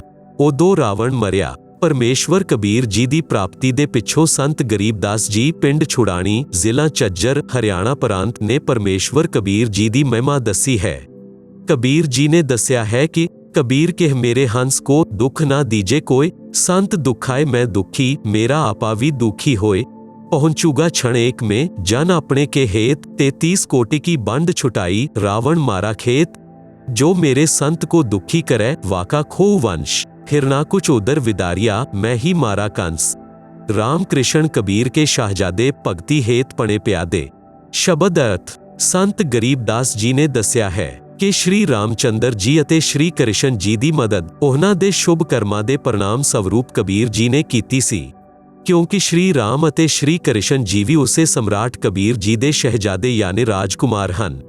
ਅਰਥਾਤ ਪਰਮਾਤਮਾ ਕਬੀਰ ਜੀ ਦੇ ਸਭ ਜੀਵ ਹਨ ਅਤੇ ਰਾਮ ਕ੍ਰਿਸ਼ਨ ਯਾਨੀ ਵਿਸ਼ਨੂੰ ਤਾਂ ਚੰਗੀ ਆਤਮਾ ਹਨ। ਉਹਨਾਂ ਦੀ ਵੀ ਰੱਖਿਆ ਪਰਮੇਸ਼ਵਰ ਕਬੀਰ ਜੀ ਕਰਦੇ ਹਨ। ਉਹ ਜਨਤਾ ਨੂੰ ਸਾਵਧਾਨ ਕਰਦੇ ਹਨ ਕਿ ਮੇਰੇ ਸਾਧਕ ਨੂੰ ਕੋਈ ਕਸ਼ਟ ਨਾ ਦੇਣਾ। ਭਗਤ ਦੇ ਕਸ਼ਟ ਤੋਂ ਮੈਂ ਦੁਖੀ ਹਮੁਦਾਹਾ। ਮੈਂ ਆਪਣੇ ਭਗਤ ਦੀ ਰੱਖਿਆ ਦੇ ਲਈ ਇੱਕ ਖਿਣ ਯਾਨੀ ਸੈਕਿੰਡ ਵਿੱਚ ਪਹੁੰਚ ਜਾਵਾਂਗਾ। ਇਸ ਲਈ ਜਦੋਂ ਸ਼੍ਰੀ ਰਾਮਚੰਦਰ ਤੋਂ ਰਾਵਣ ਨਹੀਂ ਮਰ ਰਿਹਾ ਸੀ ਤਾਂ ਗੁਪਤ ਰੂਪ ਵਿੱਚ ਮੈਂ ਰਾਮ ਦਾ ਹੱਥ ਫੜ ਕੇ ਰਾਵਣ ਦੀ ਨਾਭ ਵਿੱਚ ਤੀਰ ਮਾਰਿਆ ਸੀ, ਜਿਸ ਨਾਲ ਰਾਵਣ ਦੀ ਮੌਤ ਹੋਈ। ਰਾਮ ਦੀ ਸੈਨਾ ਨੂੰ ਬਲ ਦਿੱਤਾ, ਹੌਸਲਾ ਦਿੱਤਾ। ਇਸ ਤਰ੍ਹਾਂ ਕ੍ਰਿਸ਼ਨ ਦੀ ਮਦਦ ਕਰਕੇ ਕੰਸ ਨੂੰ ਮੈਂ ਹੀ ਮਾਰਿਆ ਸੀ। ਜੋ ਮੇਰੇ ਭਗਤ ਨੂੰ ਸਤਾਏਗਾ ਉਸ ਦਾ ਕੁੱਲ ਨਾਸ਼ ਕਰ ਦੇਵਾਂਗਾ, ਯਾਨੀ ਉਸ ਦੇ ਖਾਨਦਾਨ ਨੂੰ ਖਤਮ ਕਰ ਦੇਵਾਂਗਾ। ਲੰਕਾ ਦਾ ਰਾਜ ਰਾਵਣ ਦੇ ਛੋਟੇ ਭਰਾਤਾ ਵਿਭੀਸ਼ਣ ਨੂੰ ਦਿੱਤਾ। ਸੀਤਾ ਦੀ ਅਗਨੀ ਪ੍ਰੀਖਿਆ ਸ੍ਰੀ ਰਾਮ ਨੇ ਲਈ। ਜੇਕਰ ਰਾਵਣ ਨੇ ਸੀਤਾ ਮਿਲਣ ਕੀਤਾ ਹੈ ਤਾਂ ਅਗਨੀ ਵਿੱਚ ਜਲ ਕੇ ਮਰ ਜਾਏਗੀ। आप जी सुन रहे हो जगत गुरु तत्वदर्शी संत रामपाल जी महाराज द्वारा लिखित किताब जीने की राह दा पन्ना नंबर 192। जेकर सीता पाक साफ है ता अग्नि विच नहीं जलेगी। सीता जी अग्नि विच नहीं जली। उपस्थित लखा व्यक्तियां ने सीता माता दी जय बुलाई। सीता सती दी पदवी पाई। रावण दा वध अस्सू महीने दी शुक्ल पख दी 10ਵੀਂ ਨੂੰ ਹੋਇਆ ਸੀ। ਰਾਵਣ ਵਧ ਦੇ 20 ਦਿਨ ਬਾਅਦ 14 ਸਾਲ ਦੀ ਬਨਵਾਸ ਅਵਧੀ ਪੂਰੀ ਕਰਕੇ ਸ੍ਰੀ ਰਾਮ ਲਛਮਣ ਅਤੇ ਸੀਤਾ ਪੁਸ਼ਪਕ ਵਿਮਾਨ ਉੱਤੇ ਬੈਠ ਕੇ ਅਯੋਧਿਆ ਨਗਰੀ ਵਿੱਚ ਆਏ। ਉਸ ਦਿਨ ਕੱਤਕ ਮਹੀਨੇ ਦੀ ਅਮਾਵਸਿਆ ਸੀ। ਉਸ ਕਾਲੀ ਅਮਾਵਸਿਆ ਨੂੰ ਗਾਂ ਦੇ ਘਿਓ ਦੇ ਦੀਵੇ ਆਪਣੇ ਆਪਣੇ ਘਰਾਂ ਦੇ ਅੰਦਰ ਤੇ ਉੱਪਰ ਬੰਨੇ ਰਿਆ ਉੱਤੇ ਜਲਾ ਕੇ ਸ੍ਰੀ ਰਾਮ, ਸੀਤਾ ਤੇ ਲਛਮਣ ਦੇ ਆਗਮਨ ਦੀ ਖੁਸ਼ੀ ਮਨਾਈ। ਭਰਤ ਨੇ ਆਪਣੇ ਭਾਈ ਸ੍ਰੀ ਰਾਮਚੰਦਰ ਜੀ ਨੂੰ ਰਾਜ ਵਾਪਸ ਕਰ ਦਿੱਤਾ। ਇੱਕ ਦਿਨ ਸ੍ਰੀ ਰਾਮਚੰਦਰ ਜੀ ਨੂੰ ਸੀਤਾ ਨੇ ਕਿਹਾ ਕਿ ਮੈਂ ਯੁੱਧ ਵਿੱਚ ਲੜਨ ਵਾਲੇ ਯੋਧਿਆਂ ਨੂੰ ਕੁਝ ਇਨਾਮ ਦੇਣਾ ਚਾਹੁੰਦੀ ਹਾਂ। ਇਨਾਮ ਵਿੱਚ ਸੀਤਾ ਜੀ ਨੇ ਹਨੂਮਾਨ ਜੀ ਨੂੰ ਆਪਣੇ ਗਲੇ ਤੋਂ ਸੁੱਚੇ ਮੋਤੀਆਂ ਦੀ ਮਾਲਾ ਕੱਢ ਕੇ ਦੇ ਦਿੱਤੀ ਤੇ ਕਿਹਾ, हे ਹਨੂਮਾਨ, ਇਹ ਅਣਮੋਲ ਉਪਹਾਰ ਮੈਂ ਆਪ ਨੂੰ ਦੇ ਰਹੀ ਹਾਂ, ਬਹੁਤ ਸੰਭਾਲ ਕੇ ਰੱਖਣਾ। ਹਨੂਮਾਨ ਜੀ ਨੇ ਉਸ ਮਾਲਾ ਦਾ ਮੋਤੀ ਤੋੜਿਆ, ਫਿਰ ਫੋੜਿਆ, ਫਿਰ ਦੂਸਰਾ। ਦੇਖਦੇ ਦੇਖਦੇ ਸਭ ਮੋਤੀ ਤੋੜ ਕੇ ਜ਼ਮੀਨ ਉੱਤੇ ਸੁੱਟ ਦਿੱਤੇ।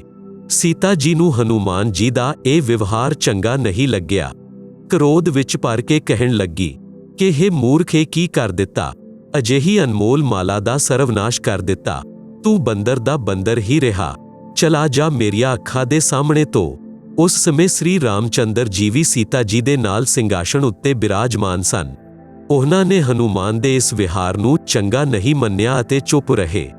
ਹਨੂਮਾਨ ਜੀ ਨੇ ਕਿਹਾ, ਮਾਤਾ ਜੀ, ਜਿਸ ਵਸਤੂ ਵਿੱਚ ਰਾਮ ਨਾਮ ਅੰਕਿਤ ਨਹੀਂ ਹੈ ਉਹ ਮੇਰੇ ਕਿਸੇ ਕੰਮ ਦੀ ਨਹੀਂ ਹੈ। ਮੈਂ ਮੋਤੀ ਤੋੜ ਕੇ ਦੇਖੇ ਹਨ, ਇਸ ਵਿੱਚ ਰਾਮ ਨਾਮ ਨਹੀਂ ਨਿਕਲਿਆ, ਇਸ ਲਈ ਮੇਰੇ ਕੰਮ ਦੇ ਨਹੀਂ ਹਨ। ਸੀਤਾ ਜੀ ਨੇ ਕਿਹਾ, ਕੀ ਤੇਰੇ ਸਰੀਰ ਵਿੱਚ ਰਾਮ ਨਾਮ ਲਿਖਿਆ ਹੈ?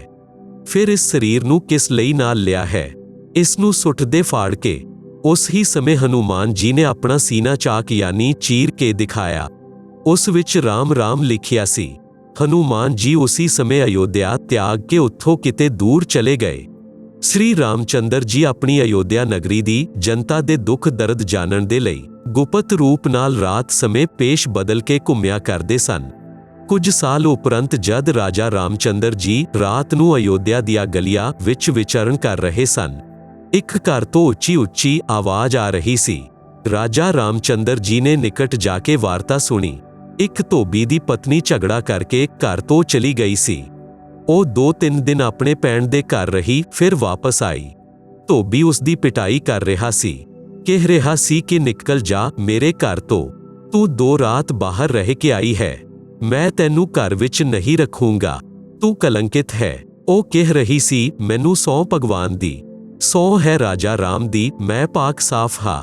ਆਪ ਜੀ ਸੁਣ ਰਹੇ ਹੋ ਜਗਤ ਗੁਰੂ ਤੱਤਵਦਰਸ਼ੀ ਸੰਤ ਰਾਮਪਾਲ ਜੀ ਮਹਾਰਾਜ ਦੁਆਰਾ ਲਿਖਤ ਕਿਤਾਬ ਜੀਨੇ ਕੀ ਰਾਹ ਦਾ ਪੰਨਾ ਨੰਬਰ 193।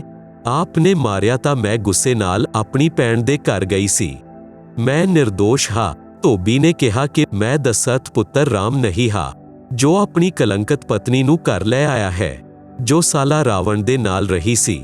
ਅਯੋਧਿਆ ਨਗਰੀ ਦੇ ਸਾਰੇ ਲੋਕ ਲੁਗਾਈ ਚਰਚਾ ਕਰ ਰਹੇ ਹਨ। ਕੀ ਜੀਣਾ ਹੈ ਅਜਿਹੇ ਵਿਅਕਤੀ ਦਾ ਜਿਸ ਦੀ ਪਤਨੀ ਅਪਵਿੱਤਰ ਹੋ ਗਈ ਹੋਏ। ਰਾਜਾ ਰਾਮ ਨੇ ਧੋਬੀ ਦੇ ਮੁਖ ਤੋਂ ਇਹ ਗੱਲ ਸੁਣੀ ਤਾਂ ਕੰਨਾਂ ਵਿੱਚ ਮੰਨੋ ਗਰਮ ਤੇਲ ਪਾ ਦਿੱਤਾ ਹੋਵੇ। ਅਗਲੇ ਦਿਨ ਰਾਮਚੰਦਰ ਜੀ ਨੇ ਸਭਾ ਬੁਲਾਈ ਅਤੇ ਨਗਰੀ ਵਿੱਚ ਚੱਲ ਰਹੀ ਚਰਚਾ ਦੇ ਵਿਸ਼ੇ ਵਿੱਚ ਦੱਸਿਆ ਅਤੇ ਕਿਹਾ ਕਿ ਇਹ ਚਰਚਾ ਉਦੋਂ ਬੰਦ ਹੋ ਸਕਦੀ ਹੈ ਜਦ ਮੈਂ ਸੀਤਾ ਨੂੰ ਘਰ ਤੋਂ ਕੱਢ ਦਊਂਗਾ। ਉਸੇ ਸਮੇਂ ਸੀਤਾ ਜੀ ਨੂੰ ਸਭਾ ਵਿੱਚ ਬੁਲਾਇਆ ਗਿਆ ਅਤੇ ਘਰ ਤੋਂ ਨਿਕਲ ਜਾਣ ਦਾ ਆਦੇਸ਼ ਦਿੱਤਾ। ਕਾਰਨ ਵੀ ਦੱਸ ਦਿੱਤਾ। ਸੀਤਾ ਜੀ ਨੇ ਬਿਨੈ ਵੀ ਕੀਤੀ ਕਿ ਹੇ ਸਵਾਮੀ, ਆਪ ਨੇ ਮੇਰੀ ਅਗਨੀ ਪ੍ਰੀਖਿਆ ਵੀ ਲਈ ਸੀ, ਮੈਂ ਵੀ ਆਤਮਾ ਤੋਂ ਕਹਿੰਦੀ ਹਾਂ। ਰਾਵਣ ਨੇ ਮੇਰੇ ਨਾਲ ਮਿਲਣ ਨਹੀਂ ਕੀਤਾ, ਕਾਰਨ ਸੀ ਕਿ ਉਸ ਨੂੰ ਇੱਕ ਰਿਸ਼ੀ ਦਾ ਸ਼ਰਾਪ ਸੀ ਕਿ ਜੇਕਰ ਤੂੰ ਕਿਸੇ ਪਰਿਸਤਰੀ ਨਾਲ ਬਲਾਤਕਾਰ ਕਰੇਗਾ ਤਾਂ ਤੇਰੀ ਉਸੇ ਸਮੇਂ ਮ੍ਰਿਤਯੂ ਹੋ ਜਾਏਗੀ, ਜੇਕਰ ਪਰਿਸਤਰੀ ਦੀ ਸਹਿਮਤੀ ਨਾਲ ਮਿਲਨ ਕਰੇਗਾ ਤਾਂ ਅਜਿਹਾ ਨਹੀਂ ਹੋਏਗਾ, ਜਿਸ ਕਾਰਨ ਨਾਲ ਰਾਵਣ ਮੈਨੂੰ ਛੂਹ ਵੀ ਨਹੀਂ ਸਕਿਆ ਮਿਲਣ ਦੇ ਲਈ। हे ਪ੍ਰਭੂ, ਮੈਂ ਗਰਭਵਤੀ ਹਾਂ, ਅਜਿਹੀ ਸਥਿਤੀ ਵਿੱਚ ਕਿੱਥੇ ਜਾਊਂਗੀ। ਰਾਵਣ ਜਿਹੇ ਵਿਅਕਤੀਆਂ ਦਾ ਅਭਾਵ ਨਹੀਂ ਹੈ। ਰਾਮਚੰਦਰ ਜੀ ਆਦੇਸ਼ ਦੇ ਕੇ ਸਭਾ ਛੱਡ ਕੇ ਚਲੇ ਗਏ। ਕਹਿੰਦੇ ਹਨ ਕਿ ਮੈਂ ਨਿੰਦਾ ਦਾ ਪਾਤਰ ਨਹੀਂ ਬਣਨਾ ਚਾਹੁੰਦਾ, ਮੇਰੇ ਕੁਲ ਨੂੰ ਦਾਗ ਲੱਗੇਗਾ। ਸੀਤਾ ਜੀ ਨੂੰ ਧਰਤੀ ਵੀ ਪੈਰਾਂ ਤੋਂ ਖਿਸਕਦੀ ਨਜ਼ਰ ਆਈ। ਅਸਮਾਨ ਵਿੱਚ ਹਨੇਰਾ ਛਾਇਆ ਦਿਖਾਈ ਦਿੱਤਾ। ਸੰਸਾਰ ਵਿੱਚ ਕੁਝ ਦਿਨਾਂ ਦਾ ਜੀਵਨ ਬਾਕੀ ਲੱਗਿਆ। ਸੀਤਾ ਅਯੋਧਿਆ ਛੱਡ ਕੇ ਚੱਲ ਪਈ। ਮੁੜ ਕੇ ਆਪਣੇ ਰਾਮ ਨੂੰ ਤੇ ਉਸ ਦੇ ਮਹਿਲਾ ਨੂੰ ਦੇਖਣ ਦੀ ਕੋਸ਼ਿਸ਼ ਕਰਦੀ ਰਹੀ ਅਤੇ ਦੂਰ ਜੰਗਲ ਵਿੱਚ ਜਾ ਕੇ ਰਿਸ਼ੀ ਬਾਲਮੀਕ ਜੀ ਦੀ ਕੁਟੀਆ ਦੇ ਨਿਕਟ ਥੱਕ ਕੇ ਗਿਰ ਗਈ, ਅਚੇਤ ਹੋ ਗਈ। ਰਿਸ਼ੀ ਬਾਲਮੀਕ ਜੀ ਇਸ਼ਨਾਨ ਕਰਨ ਦੇ ਲਈ ਆਸ਼ਰਮ ਤੋਂ ਨਿਕਲੇ। ਸਾਹਮਣੇ ਇੱਕ ਯੁਵਤੀ ਗਰਭ ਅਵਸਥਾ ਵਿੱਚ ਅਚੇਤ ਪਈ ਦੇਖ ਕੇ ਨਿਕਟ ਗਏ। ਆਪਣੇ ਆਸ਼ਰਮ ਵਿੱਚੋਂ ਔਸ਼ਧੀ ਲਿਆਏ, ਸੀਤਾ ਜੀ ਦੇ ਮੁਖ ਵਿੱਚ ਪਾਈ। ਗਰਮੀ ਦਾ ਮੌਸਮ ਸੀ, ਠੰਡੇ ਜਲ ਦੇ ਸਿੱਟੇ ਮਾਰੇ। ਉਸ ਹੀ ਸਮੇਂ ਸੀਤਾ ਜੀ ਸਚੇਤ ਹੋ ਕੇ ਬੈਠ ਗਈ। ਰਿਸ਼ੀ ਨੇ ਨਾਮ ਅਤੇ ਪਿੰਡ ਪੁੱਛਿਆ ਤਾਂ ਦੱਸਿਆ ਕਿ ਨੀਚੇ ਪ੍ਰਿਥਵੀ, ਉੱਤੇ ਆਸਮਾਨ। ਅੱਗੇ ਕੁਝ ਦੱਸਣ ਤੋਂ ਇਨਕਾਰ ਕਰ ਦਿੱਤਾ। ਰਿਸ਼ੀ ਦਇਆਵਾਨ ਹੁੰਦੇ ਹਨ। ਕਿਹਾ, ਬੇਟੀ, ਸੰਸਾਰ ਤਾਂ ਸਵਾਰਥ ਦਾ ਹੈ, ਧੰਨਵਾਦ ਕਰ ਪਰਮਾਤਮਾ ਦਾ, ਤੂੰ ਮੇਰੇ ਆਸ਼ਰਮ ਵਿੱਚ ਆ ਗਈ। ਬੇਟੀ, ਮੈਨੂੰ ਆਪਣਾ ਪਿਤਾ ਮੰਨ ਅਤੇ ਮੇਰੇ ਕੋਲ ਰਹੇ। ਸੀਤਾ ਜੀ ਰਿਸ਼ੀ ਬਾਲਮੀਕ ਦੇ ਆਸ਼ਰਮ ਵਿੱਚ ਰਹਿਣ ਲੱਗੀ। ਰਿਸ਼ੀ ਨੇ ਵੀ ਗੱਲ ਅੱਗੇ ਨਹੀਂ ਵਧਾਈ। ਪਰਮੇਸ਼ਵਰ ਕਬੀਰ ਜੀ, ਜੋ ਤ੍ਰੇਤਾ ਯੁੱਗ ਵਿੱਚ ਰਿਸ਼ੀ ਮੁਨਿੰਦਰ ਜੀ ਦੇ ਰੂਪ ਵਿੱਚ ਲੀਲਾ ਕਰਨ ਆਏ ਸਨ, ਹਨੂਮਾਨ ਜੀ ਨੂੰ ਮਿਲੇ। ਸਤ ਸਾਹਿਬ ਬੋਲਿਆ। ਹਨੂਮਾਨ ਜੀ ਨੇ ਰਾਮ ਰਾਮ ਕਿਹਾ ਤੇ ਖੜਾ ਹੋ ਕੇ ਰਿਸ਼ੀ ਜੀ ਦਾ ਸਤਿਕਾਰ ਕੀਤਾ ਅਤੇ ਇੱਕ ਪੱਥਰ ਉੱਤੇ ਖੁਦ ਬੈਠ ਗਏ। ਦੂਸਰੇ ਉੱਤੇ ਰਿਸ਼ੀ ਨੂੰ ਬੈਠਣ ਦੇ ਲਈ ਆਗ੍ਰਹ ਕੀਤਾ। ਦੋਨੋਂ ਨੇ ਸਥਾਨ ਗ੍ਰਹਿਣ ਕਰ ਲਿਆ। ਹਨੂਮਾਨ ਜੀ ਰਿਸ਼ੀ ਜੀ ਨੂੰ ਪਹਿਚਾਣਨ ਦੀ ਕੋਸ਼ਿਸ਼ ਕਰਨ ਲੱਗੇ। ਆਪ ਜੀ ਸੁਣ ਰਹੇ ਹੋ ਜਗਤ ਗੁਰੂ ਤੱਤਵਦਰਸ਼ੀ ਸੰਤ ਰਾਮਪਾਲ ਜੀ ਮਹਾਰਾਜ ਦੁਆਰਾ ਲਿਖਤ ਕਿਤਾਬ ਜੀਨੇ ਕੀ ਰਾਹ ਦਾ ਪੰਨਾ ਨੰਬਰ 194। ਰਿਸ਼ੀ ਜੀ ਨੇ ਕਿਹਾ, ਕੀ ਸੋਚ ਰਹੇ ਹੋ ਹਨੂਮਾਨ? ਮੈਂ ਉਹੀ ਰਿਸ਼ੀ ਹਾਂ। ਮੇਰੇ ਆਸ਼ਰਮ ਵਿੱਚ ਵਾਨਰ ਨੇ ਸੀਤਾ ਜੀ ਦਾ ਕੰਗਣ ਘੜੇ ਵਿੱਚ ਪਾ ਦਿੱਤਾ ਸੀ। ਉਸ ਵਿੱਚ ਹੋਰ ਕੰਗਣ ਵੀ ਵੈਸੇ ਹੀ ਸਨ। ਹੇ ਹਨੂਮਾਨ, ਉਹ ਕੰਗਣ ਕੈਸਾ ਰਿਹਾ? ਹਨੂਮਾਨ ਜੀ ਨੂੰ ਪਹਿਚਾਣਦੇ ਦੇਰ ਨਹੀਂ ਲੱਗੀ ਅਤੇ ਰਿਸ਼ੀ ਜੀ ਨੂੰ ਪ੍ਰਣਾਮ ਫਿਰ ਕੀਤਾ। ਹੇ ਰਿਸ਼ੀ ਜੀ, ਆਪ ਦਾ ਕਿਵੇਂ ਆਉਣਾ ਹੋਇਆ? ਪਰਮੇਸ਼ਵਰ ਕਬੀਰ ਜੀ ਯਾਨੀ ਮੁਨਿੰਦਰ ਰਿਸ਼ੀ ਦੇ ਰੂਪ ਵਿੱਚ ਨੇ ਕਿਹਾ, हे पवन पुत्र, मैं आप नूं भगती ज्ञान कराउण आया हा। आप जिस दशरथ पुत्र रामचंद्र दी पूजा पूर्ण परमात्मा मन के कर रहे हो, आप धोखे विच हो। जो जमदा मरदा है वो पूर्ण परमात्मा नहीं हो सकता। पूर्ण परमात्मा तां अविनाशी है। हनुमान जी ने कहा, हे ऋषिवर, मैं आप दे बचना नाल आहत हुंदा हा। मेरिया भावनावां नूं चोट लगदी है। आप होर विषय उत्ते चर्चा करो।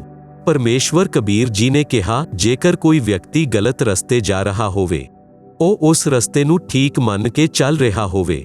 ਜਿਹੜਾ ਡਾਕੂਆ ਦੇ ਡੇਰੇ ਲੈ ਜਾ ਰਿਹਾ ਹੋਵੇ, ਜੇਕਰ ਕੋਈ ਸੱਜਣ ਪੁਰਸ਼ ਉਸ ਨੂੰ ਦੱਸੇ ਕਿ ਜਿਸ ਰਸਤੇ ਉੱਤੇ ਆਪ ਜਾ ਰਹੇ ਹੋ, ਆਪ ਦੀ ਜਾਨ ਤੇ ਮਾਲ ਨੂੰ ਖਤਰਾ ਹੈ, ਅੱਗੇ ਡਾਕੂਆਂ ਦਾ ਡੇਰਾ ਹੈ, ਪਹਿਲਾਂ ਮਾਰਦੇ ਹਨ ਫਿਰ ਲੁੱਟਦੇ ਹਨ। ਜੇਕਰ ਉਹ ਵਿਅਕਤੀ ਕਹੇ ਕਿ ਆਪ ਮੇਰੀ ਭਾਵਨਾਵਾਂ ਨੂੰ ਚੋਟਿਲ ਕਰ ਰਹੇ ਹੋ, ਇਹ ਕਿੰਨਾ ਸੱਚ ਹੈ। ਹਨੂਮਾਨ ਜੀ ਚੁੱਪ ਰਹੇ, ਪਰੰਤੂ ਮੁਸਕਰਾਏ, ਮੰਨੋ ਕਹਿ ਰਹੇ ਹੋਣ ਆਪ ਸੱਚ ਕਹਿੰਦੇ ਹੋ। ਹਨੂਮਾਨ ਜੀ ਦੇ ਚਿਹਰੇ ਉੱਤੇ ਸ਼ਾਂਤੀ ਦਾ ਚਿੰਨ੍ਹ ਦੇਖ ਕੇ ਪਰਮੇਸ਼ਵਰ ਨੇ ਦੱਸਿਆ ਕਿ ਸ੍ਰੀ ਰਾਮਚੰਦਰ ਜੀ ਸ੍ਰੀ ਵਿਸ਼ਨੂੰ ਜੀ ਦੇ ਅਵਤਾਰ ਹਨ। ਸ੍ਰੀ ਵਿਸ਼ਨੂੰ ਜੀ ਸ੍ਰੀ ਬ੍ਰਹਮਾ ਜੀ ਤੇ ਸ੍ਰੀ ਸ਼ਿਵ ਜੀ ਦਾ ਪਿਤਾ ਕਾਲ ਬ੍ਰਹਮ ਹੈ। ਇਸੀ ਨੂੰ ਜੋਤੀ ਨਿਰੰਜਨ ਵੀ ਕਹਿੰਦੇ ਹਨ। ਕਾਲ ਨੂੰ ਇਸ ਦੀ ਗਲਤੀ ਦੇ ਕਾਰਨ ਸ਼ਰਾਪ ਲੱਗਿਆ ਹੈ ਕਿ 1 ਲੱਖ ਮਾਨਵ ਸਰੀਰਧਾਰੀ ਪ੍ਰਾਣੀਆਂ ਨੂੰ ਪ੍ਰਤੀਦਿਨ ਖਾਇਆ ਕਰੇਗਾ, 1.25 ਲੱਖ ਪ੍ਰਤੀਦਿਨ ਉਤਪੰਨ ਕਰਿਆ ਕਰੇਗਾ, ਜਿਸ ਕਾਰਨ ਕਰਕੇ ਉਸਨੇ ਆਪਣੇ ਤਿੰਨੋਂ ਪੁੱਤਰਾਂ ਨੂੰ ਇੱਕ ਵਿਭਾਗ ਦਾ ਸਵਾਮੀ ਬਣਾ ਰੱਖਿਆ ਹੈ। ਸ੍ਰੀ ਬ੍ਰਹਮਾ ਜੀ ਰਜਗੁਣ ਹਨ, ਜਿਸ ਦੇ ਪ੍ਰਭਾਵ ਨਾਲ ਸਰਵ ਪ੍ਰਾਣੀ ਪ੍ਰੇਰਿਤ ਹੋ ਕੇ ਸੰਤਾਨ ਉਤਪੱਤੀ ਕਰਦੇ ਹਨ, ਜਿਸ ਕਾਰਨ ਨਾਲ ਬ੍ਰਹਮਾ ਨੂੰ ਭੁੱਲ ਨਾਲ ਉਤਪੱਤੀ ਕਰਤਾ ਮੰਨ ਰੱਖਿਆ ਹੈ। ਉਤਪੱਤੀ ਕਰਤਾ ਤਾਂ ਪੂਰਨ ਪਰਮਾਤਮਾ ਹੈ। ਕਾਲ ਨੇ ਆਪਣੇ ਦੂਸਰੇ ਪੁੱਤਰ ਵਿਸ਼ਨੂੰ ਨੂੰ ਕਰਮ ਅਨੁਸਾਰ ਪਾਲਣ ਕਰਨ ਦਾ ਵਿਭਾਗ ਦਿੱਤਾ ਹੈ। ਵਿਸ਼ਨੂੰ ਸਤਗੁਣ ਹੈ।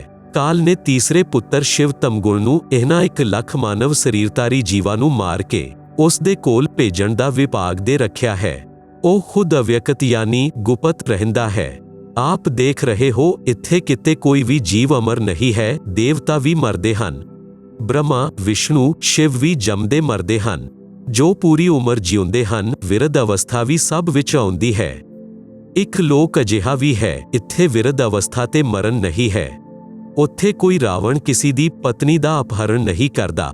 ਆਪ ਦੀਆਂ ਅੱਖਾਂ ਦੇ ਸਾਹਮਣੇ ਲੰਕਾ ਵਿੱਚ ਹੋਏ ਰਾਮ ਰਾਵਣ ਯੁੱਧ ਵਿੱਚ ਕਿੰਨੇ ਵਿਅਕਤੀ ਤੇ ਹੋਰ ਪ੍ਰਾਣੀ ਮਾਰੇ ਗਏ, ਇੱਕ ਸੀਤਾ ਨੂੰ ਛਡਵਾਉਣ ਦੇ ਲਈ। ਆਪ ਨੇ ਸ੍ਰੀ ਰਾਮਚੰਦਰ ਜੀ ਦੇ ਲਈ ਆਪਣੇ ਪ੍ਰਾਣਾਂ ਦੀ ਬਾਜੀ ਲਗਾ ਕੇ ਲੰਕਾ ਨੂੰ ਜਲਾਇਆ।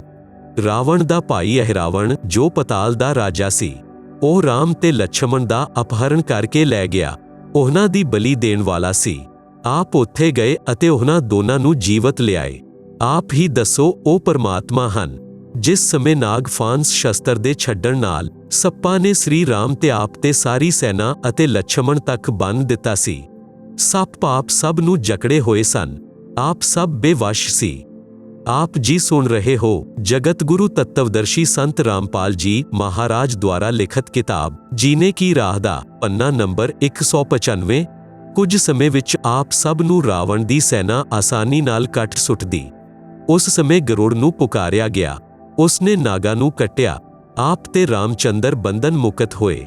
ਜੇਕਰ ਪਰਮਾਤਮਾ ਇੰਨਾ ਹੀ ਬੇਵਸ਼ ਹੈ ਕਿ ਆਪਣਾ ਬੰਧਨ ਨਹੀਂ ਕੱਟ ਸਕਿਆ, ਤਾਂ ਪੁਜਾਰੀਆਂ ਦਾ ਕੀ ਹੋਏਗਾ?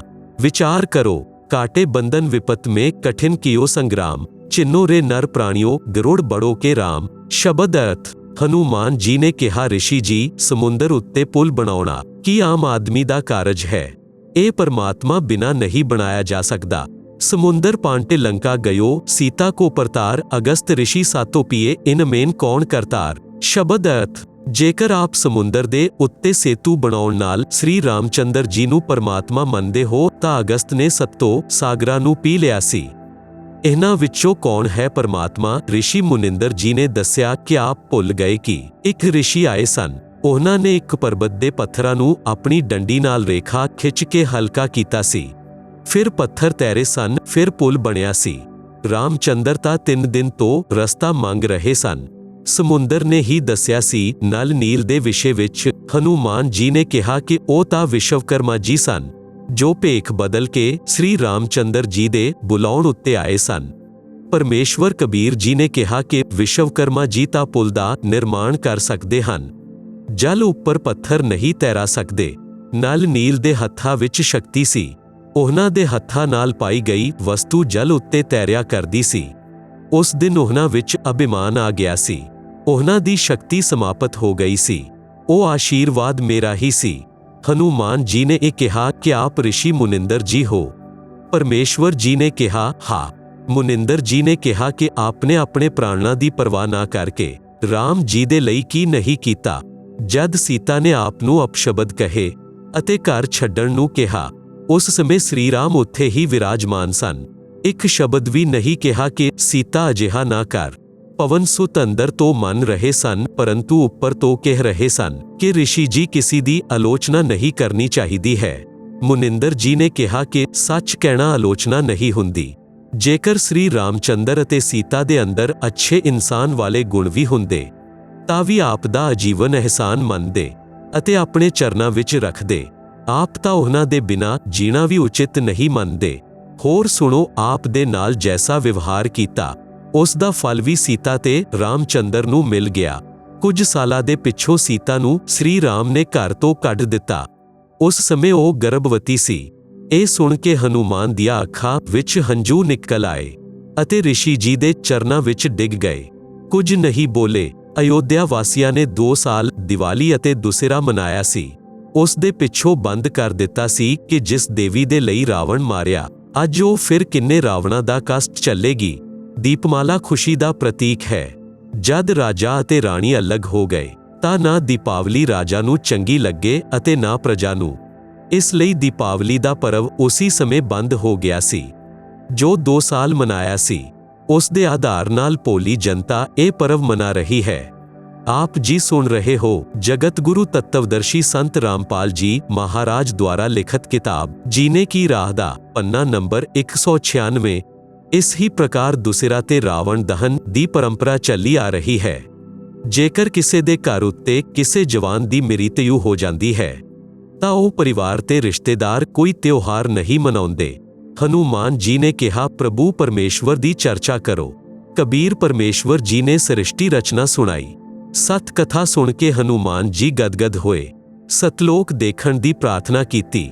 ਪਰਮੇਸ਼ਵਰ ਆਕਾਸ਼ ਵਿੱਚ ਉੱਡ ਗਏ। ਹਨੂਮਾਨ ਜੀ ਦੇਖ ਰਹੇ ਸਨ। ਕੁਝ ਦੇਰ ਅੰਤਰਧਿਆਨ ਹੋ ਗਏ। ਹਨੂਮਾਨ ਜੀ ਚਿੰਤਤ ਹੋ ਗਏ ਕਿ ਹੁਣ ਇਹ ਰਿਸ਼ੀ ਕਿਵੇਂ ਮਿਲਣਗੇ। ਇੰਨੇ ਵਿੱਚ ਆਕਾਸ਼ ਵਿੱਚ ਵਿਸ਼ੇਸ਼ ਪ੍ਰਕਾਸ਼ ਦਿਖਾਈ ਦਿੱਤਾ। ਹਨੂਮਾਨ ਜੀ ਨੂੰ ਦਿਵ ਦ੍ਰਿਸ਼ਟੀ ਦੇ ਕੇ ਸਤਲੋਕ ਦਿਖਾਇਆ। ਰਿਸ਼ੀ ਮੁਨਿੰਦਰ ਜੀ ਸਿੰਘਾਸਣ ਉੱਤੇ ਬੈਠ ਦਿਖਾਈ ਦਿੱਤੇ। ਉਹਨਾਂ ਦੇ ਸਰੀਰ ਦਾ ਪ੍ਰਕਾਸ਼ ਅਤਿਅਧਿਕ ਸੀ। ਸਿਰ ਉੱਤੇ ਮੁਕਟ ਤੇ ਰਾਜਾ ਦੀ ਤਰ੍ਹਾਂ ਛੱਤਰ ਸੀ। ਕੁਝ ਦੇਰ ਉਹ ਦ੍ਰਿਸ਼ ਦਿਖਾ ਕੇ ਦਿਵ ਦ੍ਰਿਸ਼ਟੀ ਸਮਾਪਤ ਕਰ ਦਿੱਤੀ। ਮੁਨਿੰਦਰ ਜੀ ਨੀਚੇ ਆਏ। ਪਰਮੇਸ਼ਵਰ ਕਬੀਰ ਜੀ ਤੋਂ ਦੀਖਿਆ ਲਈ ਆਪਣਾ ਜੀਵਨ ਧੰਨ ਕੀਤਾ। ਮੁਕਤੀ ਦੇ ਅਧਿਕਾਰੀ ਹੋਏ। ਇਸ ਪ੍ਰਕਾਰ ਪਵਿੱਤਰ ਆਤਮਾ ਪਰਮਾਰਥੀ ਸੁਭਾਅ ਹਨੂਮਾਨ ਜੀ ਨੂੰ ਪਰਮੇਸ਼ਵਰ ਕਬੀਰ ਜੀ ਨੇ ਆਪਣੀ ਸ਼ਰਨ ਵਿੱਚ ਲਿਆ। ਪਰਮਾਰਥੀ ਆਤਮਾ ਨੂੰ ਸੰਸਾਰ ਅਤੇ ਕਾਲ ਦੇ ਸਵਾਮੀ ਭਲੇ ਹੀ ਪਰਉਪਕਾਰ ਦਾ ਫਲ ਨਹੀਂ ਦਿੰਦੇ, ਪਰੰਤੂ ਪਰਮੇਸ਼ਵਰ ਅਜਿਹੀਆਂ ਆਤਮਾਵਾਂ ਨੂੰ ਸ਼ਰਨ ਵਿੱਚ ਜ਼ਰੂਰ ਲੈਂਦੇ ਹਨ, ਕਿਉਂਕਿ ਅਜਿਹੀਆਂ ਆਤਮਾ ਹੀ ਪਰਮ ਭਗਤ ਬਣ ਕੇ ਭਗਤੀ ਕਰਦੇ ਹਨ ਅਤੇ ਮੋਕਸ਼ ਪ੍ਰਾਪਤੀ ਕਰਦੇ ਹਨ। ਸੰਸਾਰਿਕ ਵਿਅਕਤੀ ਜੋ ਪਰਮਾਰਥੀ ਨੂੰ ਧੋਖਾ ਦਿੰਦੇ ਹਨ, ਉਹ ਆਜੀਵਨ ਕਸ਼ਟਮਈ ਜੀਵਨ ਬਤੀਤ ਕਰਦੇ ਹਨ। ਸ੍ਰੀ ਰਾਮਚੰਦਰ ਜੀ ਨੂੰ ਅੰਤ ਸਮੇਂ ਆਪਣੇ ਹੀ ਪੁੱਤਰਾ ਲਵ ਅਤੇ ਕੁਛ ਤੋਂ ਪਰਾਜੇ ਦਾ ਮੂੰਹ ਦੇਖਣਾ ਪਿਆ। ਸੀਤਾ ਜੀ ਨੇ ਉਹਨਾਂ ਦੇ ਦਰਸ਼ਨ ਕਰਨਾ ਵੀ ਉਚਿਤ ਨਹੀਂ ਸਮਝਿਆ। ਦੇਖਦੇ ਦੇਖਦੇ ਪ੍ਰਿਥਵੀ ਵਿੱਚ ਸਮਾ ਗਈ। ਇਸ ਗਲਾਨੀ ਨਾਲ ਸ੍ਰੀ ਰਾਮਚੰਦਰ ਜੀ ਅਯੋਧਿਆ ਦੇ ਕੋਲ ਵਗ ਰਹੀ ਸਰਯੂ ਨਦੀ ਵਿੱਚ ਛਲਾਂਗ ਲਗਾ ਕੇ ਆਪਣੀ ਜੀਵਨ ਲੀਲਾ ਜਲ ਸਮਾਧੀ ਲੈ ਕੇ ਸਮਾਪਤ ਕਰ ਲਈ। ਪਰਮਾਰਥੀ ਹਨੂਮਾਨ ਜੀ ਨੂੰ ਨਿਰਸਵਾਰਥ ਦੁਖੀਆਂ ਦੀ ਸਹਾਇਤਾ ਕਰਨ ਦਾ ਫਲ ਮਿਲਿਆ। ਪਰਮਾਤਮਾ ਖੁਦ ਆਏ, ਮੋਕਸ਼ ਮਾਰਗ ਦੱਸਿਆ, ਜੀਵ ਦਾ ਕਲਿਆਣ ਹੋਇਆ। ਹਨੂਮਾਨ ਜੀ ਫਿਰ ਮਾਨਵ ਜੀਵਨ ਪ੍ਰਾਪਤ ਕਰਨਗੇ। ਉਦੋਂ ਪਰਮੇਸ਼ਵਰ ਕਬੀਰ ਜੀ ਉਹਨਾਂ ਨੂੰ ਸ਼ਰਨ ਵਿੱਚ ਲੈ ਕੇ ਮੁਕਤ ਕਰਨਗੇ। ਉਸ ਆਤਮਾ ਵਿੱਚ ਸਤ ਭਗਤੀ ਬੀਜ ਪੈ ਚੁੱਕਾ ਹੈ। ਅਸੀਂ ਕਾਲ ਜਾਲ ਵਿੱਚ ਕਿਵੇਂ ਫਸੇ, ਇਸ ਦਾ ਉੱਤਰ ਕਿਰਪਾ ਪੜੋ ਅਧਿਆਏ ਸ੍ਰਿਸ਼ਟੀ ਰਚਨਾ ਵਿੱਚ, ਜੋ ਇਸੀ ਪੁਸਤਕ ਜੀਨੇ ਦੀ ਰਾਹ ਦੇ ਪੰਨਾ ਨੰਬਰ 254 ਤੋਂ 306 ਉੱਤੇ ਹੈ। ਕਬੀਰ ਪਰਮੇਸ਼ਵਰ ਜੀ ਦੀ ਕਾਲ ਨਾਲ ਵਾਰਤਾ। ਹੁਣ ਅਸੀਂ ਕਾਲ ਬ੍ਰਹਮ ਦੇ ਲੋਕ ਵਿੱਚ ਰਹਿ ਰਹੇ ਹਾਂ। ਆਤਮਾ ਦੇ ਉੱਪਰ ਸਥੂਲ ਆਦਿ ਸਰੀਰ ਚੜਾ ਕੇ ਕਾਲ ਨੇ ਜੀਵ ਬਣਾ ਦਿੱਤੇ ਹਨ। ਇਸ ਨੇ ਜੀਵ ਨੂੰ ਪਰਮਿਤ ਕੀਤਾ ਹੈ। ਪੂਰਨ ਪਰਮਾਤਮਾ ਜੋ ਆਤਮਾ ਦਾ ਜਨਕ ਹੈ, ਭੁਲਾ ਦਿੱਤਾ ਹੈ। ਖੁਦ ਨੂੰ ਪਰਮਾਤਮਾ ਸਿੱਧ ਕੀਤਾ ਹੈ। ਇਹ ਪਰਮਾਤਮਾ ਦੇ ਅੰਸ਼ ਜੀਵਾਤਮਾ ਨੂੰ ਪਰੇਸ਼ਾਨ ਕਰਦਾ ਹੈ ਤਾਂ ਕਿ ਪਰਮਾਤਮਾ ਦੁਖੀ ਹੋਏ। आप जी सुन रहे हो जगत गुरु तत्वदर्शी संत रामपाल जी महाराज द्वारा लिखित किताब जीने की राह दा पन्ना नंबर 197। ਇਹੀ ਮਨ ਰੂਪ ਵਿੱਚ ਹਰੇਕ ਆਤਮਾ ਦੇ ਨਾਲ ਰਹਿੰਦਾ ਹੈ, ਗਲਤੀ ਕਰਵਾਉਂਦਾ ਹੈ, ਦੰਡ ਜੀਵਾਤਮਾ ਭੋਗਦੀ ਹੈ। ਜਿਵੇਂ ਸ਼ਰਾਬ ਆਦਿ ਨਸ਼ੇ ਦੀ ਲਤ ਲਗਵਾਉਣਾ, ਬਲਾਤਕਾਰ ਯਾਨੀ ਰੇਪ ਕਰਵਾਉਣਾ ਅਤੇ ਹੋਰ ਪਾਪ ਕਰਵਾਉਣਾ, ਉਹ ਮਨ ਦੀ ਪ੍ਰੇਰਣਾ ਨਾਲ ਕਾਲ ਕਰਵਾਉਂਦਾ ਹੈ। ਜਦ ਆਪ ਜੀ ਲੇਖਕ ਯਾਨੀ ਸੰਤ ਰਾਮਪਾਲ ਤੋਂ ਦੀਖਿਆ ਲਓਗੇ ਉਦੋਂ ਇਹ ਸਿੱਧਾ ਚੱਲੇਗਾ, ਕਿਉਂਕਿ ਜੀਵਾਤਮਾ ਦੇ ਨਾਲ ਪਰਮਾਤਮਾ ਦੀ ਸ਼ਕਤੀ ਦੇ ਕਾਰਨ ਆਤਮਾ ਦ੍ਰਿੜ ਹੋ ਜਾਂਦੀ ਹੈ। ਕਾਲ ਬ੍ਰਹਮ ਕੇਵਲ ਕਬੀਰ ਪਰਮਾਤਮਾ ਤੋਂ ਡਰਦਾ ਹੈ। ਸੰਤ ਗਰੀਬ ਦਾਸ ਜੀ ਨੇ ਕਿਹਾ ਹੈ, ਕਾਲ ਡਰੈ ਕਰਤਾਰ ਸੇ ਜੈ ਜੈ ਜੈ ਜਗਦੀਸ਼, ਜੋਰਾ ਜੋੜੀ ਚਾੜਤਾ ਪਗ ਰਜ ਡਾਰੇ ਸ਼ੀਸ਼। ਗਰੀਬ ਕਾਲ ਜੋ ਪੀਸੇ ਪੀਸਨਾ, ਜੋਰਾ ਹੈ ਪਨਿਹਾਰ। ये दो असल मजदूर है सति गुरु कबीर दे दरबार। भाव अर्थ स्पष्ट है, परमात्मा कबीर जी साडी आत्मा नू काल जाल तो कड्डण दे लई यतन कर रहे हन। काल ब्रह्म फसाउण दा यतन करदा है। अगे दे प्रकरण विच प्रतख प्रमाण है। जद परमेश्वर ने सारे ब्रह्मंडा दी रचना कीती ते अपने लोक विच विश्राम करन लगे, उस दे बाद सब काल दे ब्रह्मंडा विच रह के अपना कीता होया ਕਰਮਦੰਡ ਭੋਗਣ ਲੱਗੇ ਅਤੇ ਬਹੁਤ ਦੁਖੀ ਰਹਿਣ ਲੱਗੇ। ਸੁੱਖ ਤੇ ਸ਼ਾਂਤੀ ਦੀ ਖੋਜ ਵਿੱਚ ਭਟਕਣ ਲੱਗੇ ਅਤੇ ਸਾਨੂੰ ਆਪਣੇ ਨਿਜ ਘਰ ਸਤਲੋਕ ਦੀ ਯਾਦ ਸਤਾਉਣ ਲੱਗੀ ਤੇ ਉੱਥੇ ਜਾਣ ਦੇ ਲਈ ਭਗਤੀ ਆਰੰਭ ਕੀਤੀ। ਕਿਸੇ ਨੇ ਚਾਰਾ ਵੇਦਾਂ ਨੂੰ ਕੰਠਸਥ ਕੀਤਾ ਤਾਂ ਕੋਈ ਉਗਰ ਤਪ ਕਰਨ ਲੱਗਾ ਅਤੇ ਹਵਨ ਯੱਗ, ਧਿਆਨ, ਸਮਾਧੀ ਆਦਿ ਕਿਰਾਵਾ ਆਰੰਭ ਕੀਤੀਆਂ, ਲੇਕਿਨ ਆਪਣੇ ਨਿਜ ਘਰ ਸਤਲੋਕ ਨਹੀਂ ਜਾ ਸਕੇ, ਕਿਉਂਕਿ ਉਪਰੋਕਤ ਕਿਰਿਆਵਾਂ ਕਰਨ ਨਾਲ ਅਗਲੇ ਜਨਮਾਂ ਵਿੱਚ ਚੰਗੇ ਸਮਰਿੱਧ ਜੀਵਨ ਨੂੰ ਪ੍ਰਾਪਤ ਹੋ ਕੇ ਜਿਵੇਂ ਰਾਜਾ ਮਹਾਰਾਜਾ, ਵੱਡਾ ਵਪਾਰੀ, ਅਧਿਕਾਰੀ, ਦੇਵ ਮਹਾਂਦੇਵ, ਸਵਰਗ ਮਹਾਂਸਵਰਗ ਆਦਿ ਵਾਪਸ ਲੱਖ 84 ਭੋਗਣ ਲੱਗੇ। ਬਹੁਤ ਪਰੇਸ਼ਾਨ ਰਹਿਣ ਲੱਗੇ ਅਤੇ ਪਰਮਪਿਤਾ ਪਰਮੇਸ਼ਵਰ ਨੂੰ ਪ੍ਰਾਰਥਨਾ ਕਰਨ ਲੱਗੇ ਕਿ ਹੇ ਦਿਆਲੂ, ਸਾਨੂੰ ਨਿਜ ਘਰ ਦਾ ਰਾਸਤਾ ਦਿਖਾਓ। ਅਸੀਂ ਹਿਰਦੇ ਤੋਂ ਆਪ ਦੀ ਭਗਤੀ ਕਰਦੇ ਹਾਂ, ਆਪ ਸਾਨੂੰ ਦਰਸ਼ਨ ਕਿਉਂ ਨਹੀਂ ਦੇ ਰਹੇ ਹੋ। ਇਹ ਵਿਰਤਾਂਤ ਕਬੀਰ ਸਾਹਿਬ ਨੇ ਧਰਮਦਾਸ ਜੀ ਨੂੰ ਦੱਸਦੇ ਹੋਏ ਕਿਹਾ ਕਿ ਧਰਮਦਾਸ, ਇਹਨਾਂ ਜੀਵਾਂ ਦੀ ਪੁਕਾਰ ਸੁਣ ਕੇ ਮੈਂ ਆਪਣੇ ਸਤਲੋਕ ਤੋਂ ਜੋਗਜੀਤ ਦਾ ਰੂਪ ਧਾਰ ਕੇ ਕਾਲ ਲੋਕ ਵਿੱਚ ਆਇਆ। ਉਦੋਂ 21ਵੇਂ ਬ੍ਰਹਿਮੰਡ ਵਿੱਚ ਜਿੱਥੇ ਕਾਲ ਦਾ ਨਿਜ ਘਰ ਹੈ, ਉੱਥੇ ਤਪਤਸ਼ਿਲਾ ਉੱਤੇ ਜੀਵਾਂ ਦੀ ਜਲਨ ਸਮਾਪਤ ਹੋ ਗਈ। ਉਹਨਾਂ ਨੇ ਮੈਨੂੰ ਦੇਖ ਕੇ ਕਿਹਾ ਕਿ ਹੇ ਪੁਰਸ਼, ਆਪ ਕੌਣ ਹੋ? ਆਪ ਦੇ ਦਰਸ਼ਨ ਮਾਤਰ ਹੀ ਸਾਨੂੰ ਬਹੁਤ ਸੁੱਖ ਤੇ ਸ਼ਾਂਤੀ ਦਾ ਆਭਾਸ ਹੋ ਰਿਹਾ ਹੈ। ਫਿਰ ਮੈਂ ਦੱਸਿਆ ਕਿ ਮੈਂ ਪਾਰ ਬ੍ਰਹਮ ਪਰਮੇਸ਼ਵਰ ਕਬੀਰ ਹਾਂ। ਆਪ ਸਭ ਜੀਵ ਮੇਰੇ ਲੋਕ ਤੋਂ ਆ ਕੇ ਕਾਲ ਬ੍ਰਹਮ ਦੇ ਲੋਕ ਵਿੱਚ ਫਸ ਗਏ ਹੋ। ਇਹ ਕਾਲ ਰੋਜ਼ਾਨਾ 1 ਲੱਖ ਮਾਨਵ ਦੇ ਸੂਖਸ਼ਮ ਸਰੀਰ ਵਿੱਚੋਂ ਪਦਾਰਥ ਕੱਢ ਕੇ ਖਾਂਦਾ ਹੈ ਅਤੇ ਬਾਅਦ ਵਿੱਚ ਕਈ ਪ੍ਰਕਾਰ ਦੀਆਂ ਜ਼ੂਨੀਆਂ ਵਿੱਚ ਦੰਡ ਭੋਗਣ ਦੇ ਲਈ ਛੱਡ ਦਿੰਦਾ ਹੈ। ਫਿਰ ਉਹ ਜੀਵ ਆਤਮਾਵਾਂ ਕਹਿਣ ਲੱਗੀਆਂ ਕਿ ਹੇ ਦਿਆਲੂ ਪਰਮੇਸ਼ਵਰ, ਸਾਨੂੰ ਇਸ ਕਾਲ ਦੀ ਜੇਲ੍ਹ ਤੋਂ ਛਡਵਾਓ।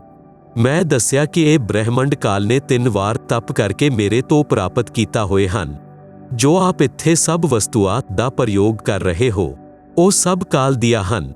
आप जी सुन रहे हो जगत गुरु तत्वदर्शी संत रामपाल जी महाराज द्वारा लिखित किताब जीने की राह दा पन्ना नंबर 198।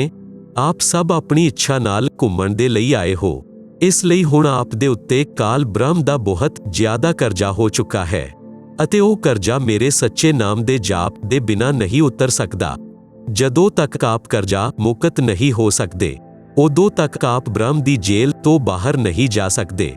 इस दे लई आप नूं मेरे तो नाम उपदेश लैके भगती करनी होएगी, फिर मैं आप नूं छुड़वा के लै जाऊंगा। असी ये वार्ता कर ही रहे सी कि उत्थे काल ब्रह्म प्रगट हो गया अते उसने बहुत क्रोधित होके मेरे उपर हमला बोलिया। मैं अपनी शब्द शक्ति नाल उसनूं बेहोश कर दिता।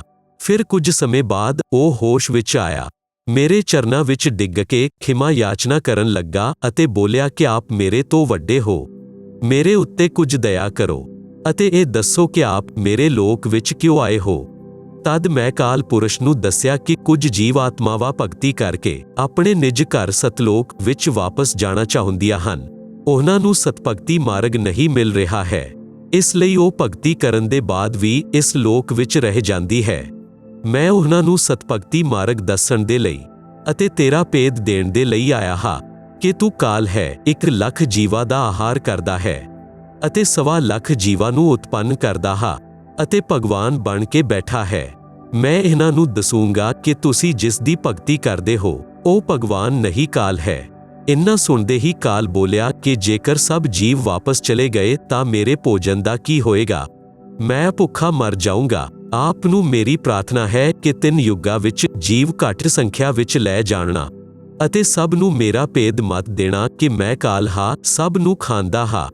ਜਦ ਕਲਯੁੱਗ ਆਏ ਤਾਂ ਚਾਹੇ ਜਿੰਨੇ ਜੀਵਾਂ ਨੂੰ ਲੈ ਜਾਣਾ। ਇਹ ਬਚਨ ਕਾਲ ਨੇ ਮੇਰੇ ਤੋਂ ਪ੍ਰਾਪਤ ਕਰ ਲਏ। ਕਬੀਰ ਸਾਹਿਬ ਨੇ ਧਰਮਦਾਸ ਨੂੰ ਅੱਗੇ ਦੱਸਦੇ ਹੋਏ ਕਿਹਾ ਕਿ ਸਤਯੁਗ, ਤ੍ਰੇਤਾਯੁਗ, ਦੁਆਪਰ ਯੁੱਗ ਵਿੱਚ ਵੀ ਮੈਂ ਆਇਆ ਸੀ ਅਤੇ ਬਹੁਤ ਜੀਵਾਂ ਨੂੰ ਸਤਲੋਕ ਲੈ ਕੇ ਗਿਆ, ਲੇਕਿਨ ਇਸ ਦਾ ਭੇਦ ਨਹੀਂ ਦੱਸਿਆ। ਹੁਣ ਮੈਂ ਕਲਯੁੱਗ ਵਿੱਚ ਆਇਆ ਹਾਂ ਅਤੇ ਕਾਲ ਨਾਲ ਮੇਰੀ ਵਾਰਤਾ ਹੋਈ ਹੈ।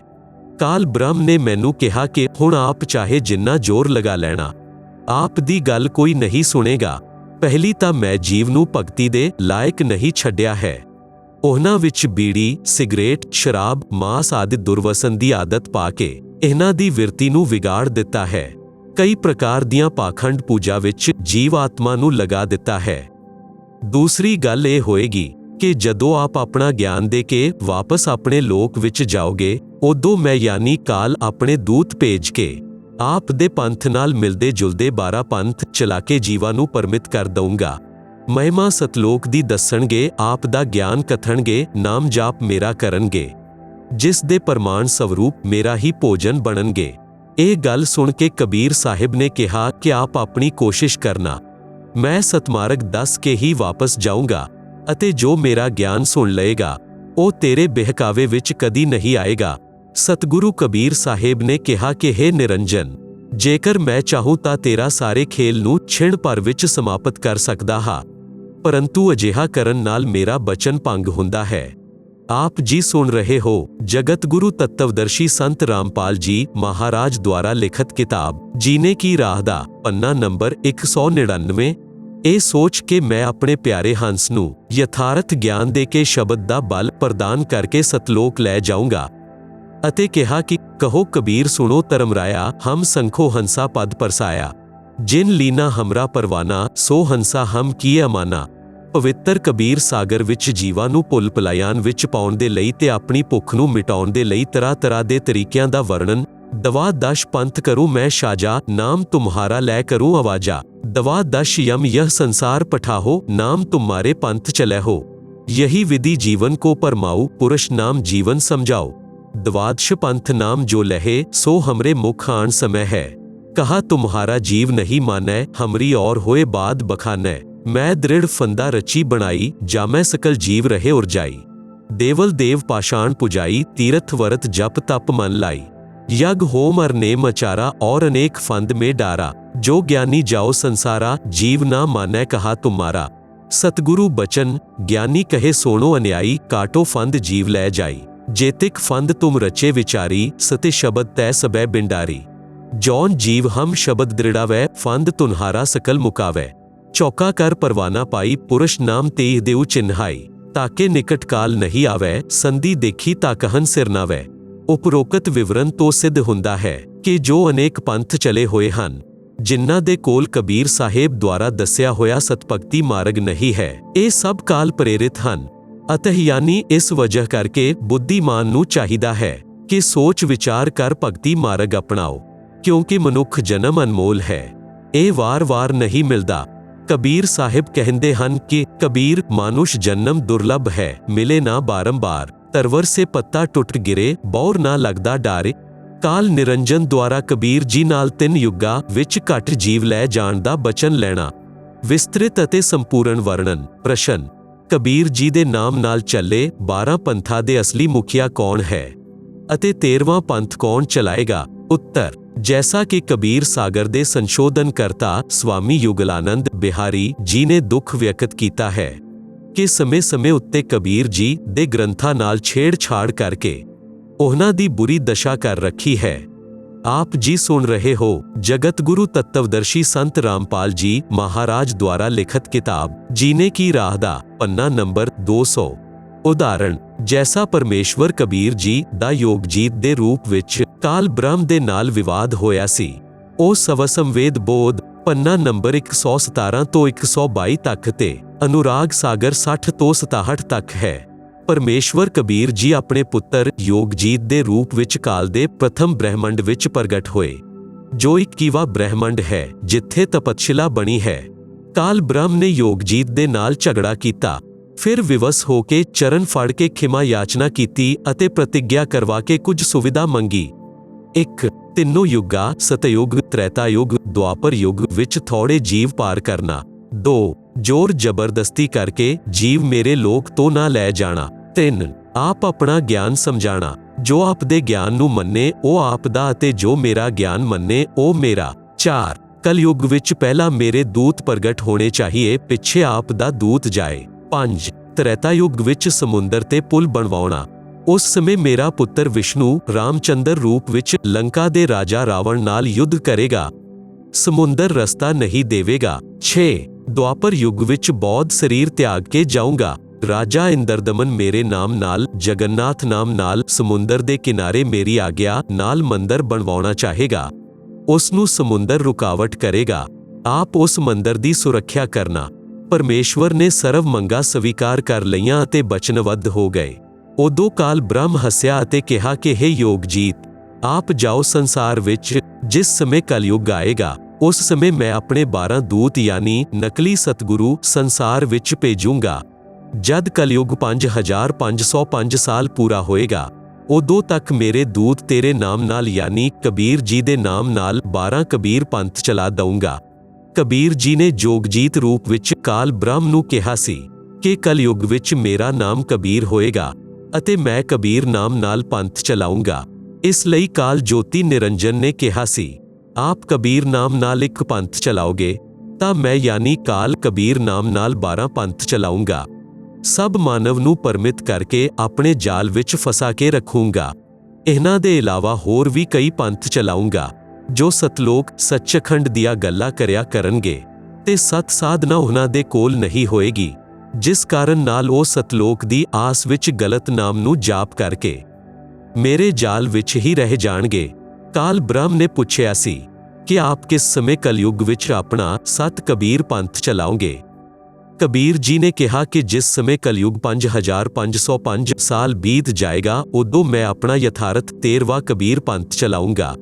ਕਾਲ ਨੇ ਕਿਹਾ ਕਿ ਉਸ ਸਮੇਂ ਤੋਂ ਪਹਿਲਾਂ ਮੈਂ ਪੂਰੀ ਪ੍ਰਿਥਵੀ ਤੇ ਸ਼ਾਸਤਰ ਵਿਧੀ ਤਿਆਗ ਕੇ ਮਨਮੁਖੀ ਆਚਰਨ ਕਰਵਾ ਕੇ ਸ਼ਾਸਤਰ ਵਿਰੁੱਧ ਗਿਆਨ ਦੱਸ ਕੇ ਝੂਠੇ ਨਾਮ ਤੇ ਗਲਤ ਸਾਧਨਾ ਦੇ ਅਭਿਅਸਤ ਕਰ ਦੇਵਾਂਗਾ। ਜਦ ਤੇਰਾ 13ਵਾਂ ਅੰਸ਼ ਆ ਕੇ ਸਤ ਕਬੀਰ ਪੰਥ ਚਲਾਏਗਾ, ਉਸ ਦੀ ਗੱਲ ਉੱਤੇ ਕੋਈ ਯਕੀਨ ਨਹੀਂ ਕਰੇਗਾ, ਉਲਟਾ ਉਸ ਦੇ ਨਾਲ ਝਗੜਾ ਕਰਨਗੇ। ਕਬੀਰ ਜੀ ਨੂੰ ਪਤਾ ਸੀ ਕਿ ਜਦ ਕਲਯੁਗ ਦੇ 5505 ਸਾਲ ਪੂਰੇ ਹੋਣਗੇ, ਸੰਨ 1997 ਵਿੱਚ ਉਦੋਂ ਸਿੱਖਿਆ ਦੀ ਕ੍ਰਾਂਤੀ ਲਿਆਈ ਜਾਏਗੀ। ਸਭ ਮਾਨਵ ਅੱਖਰ ਗਿਆਨ ਯੁਕਤ ਕੀਤਾ ਜਾਏਗਾ।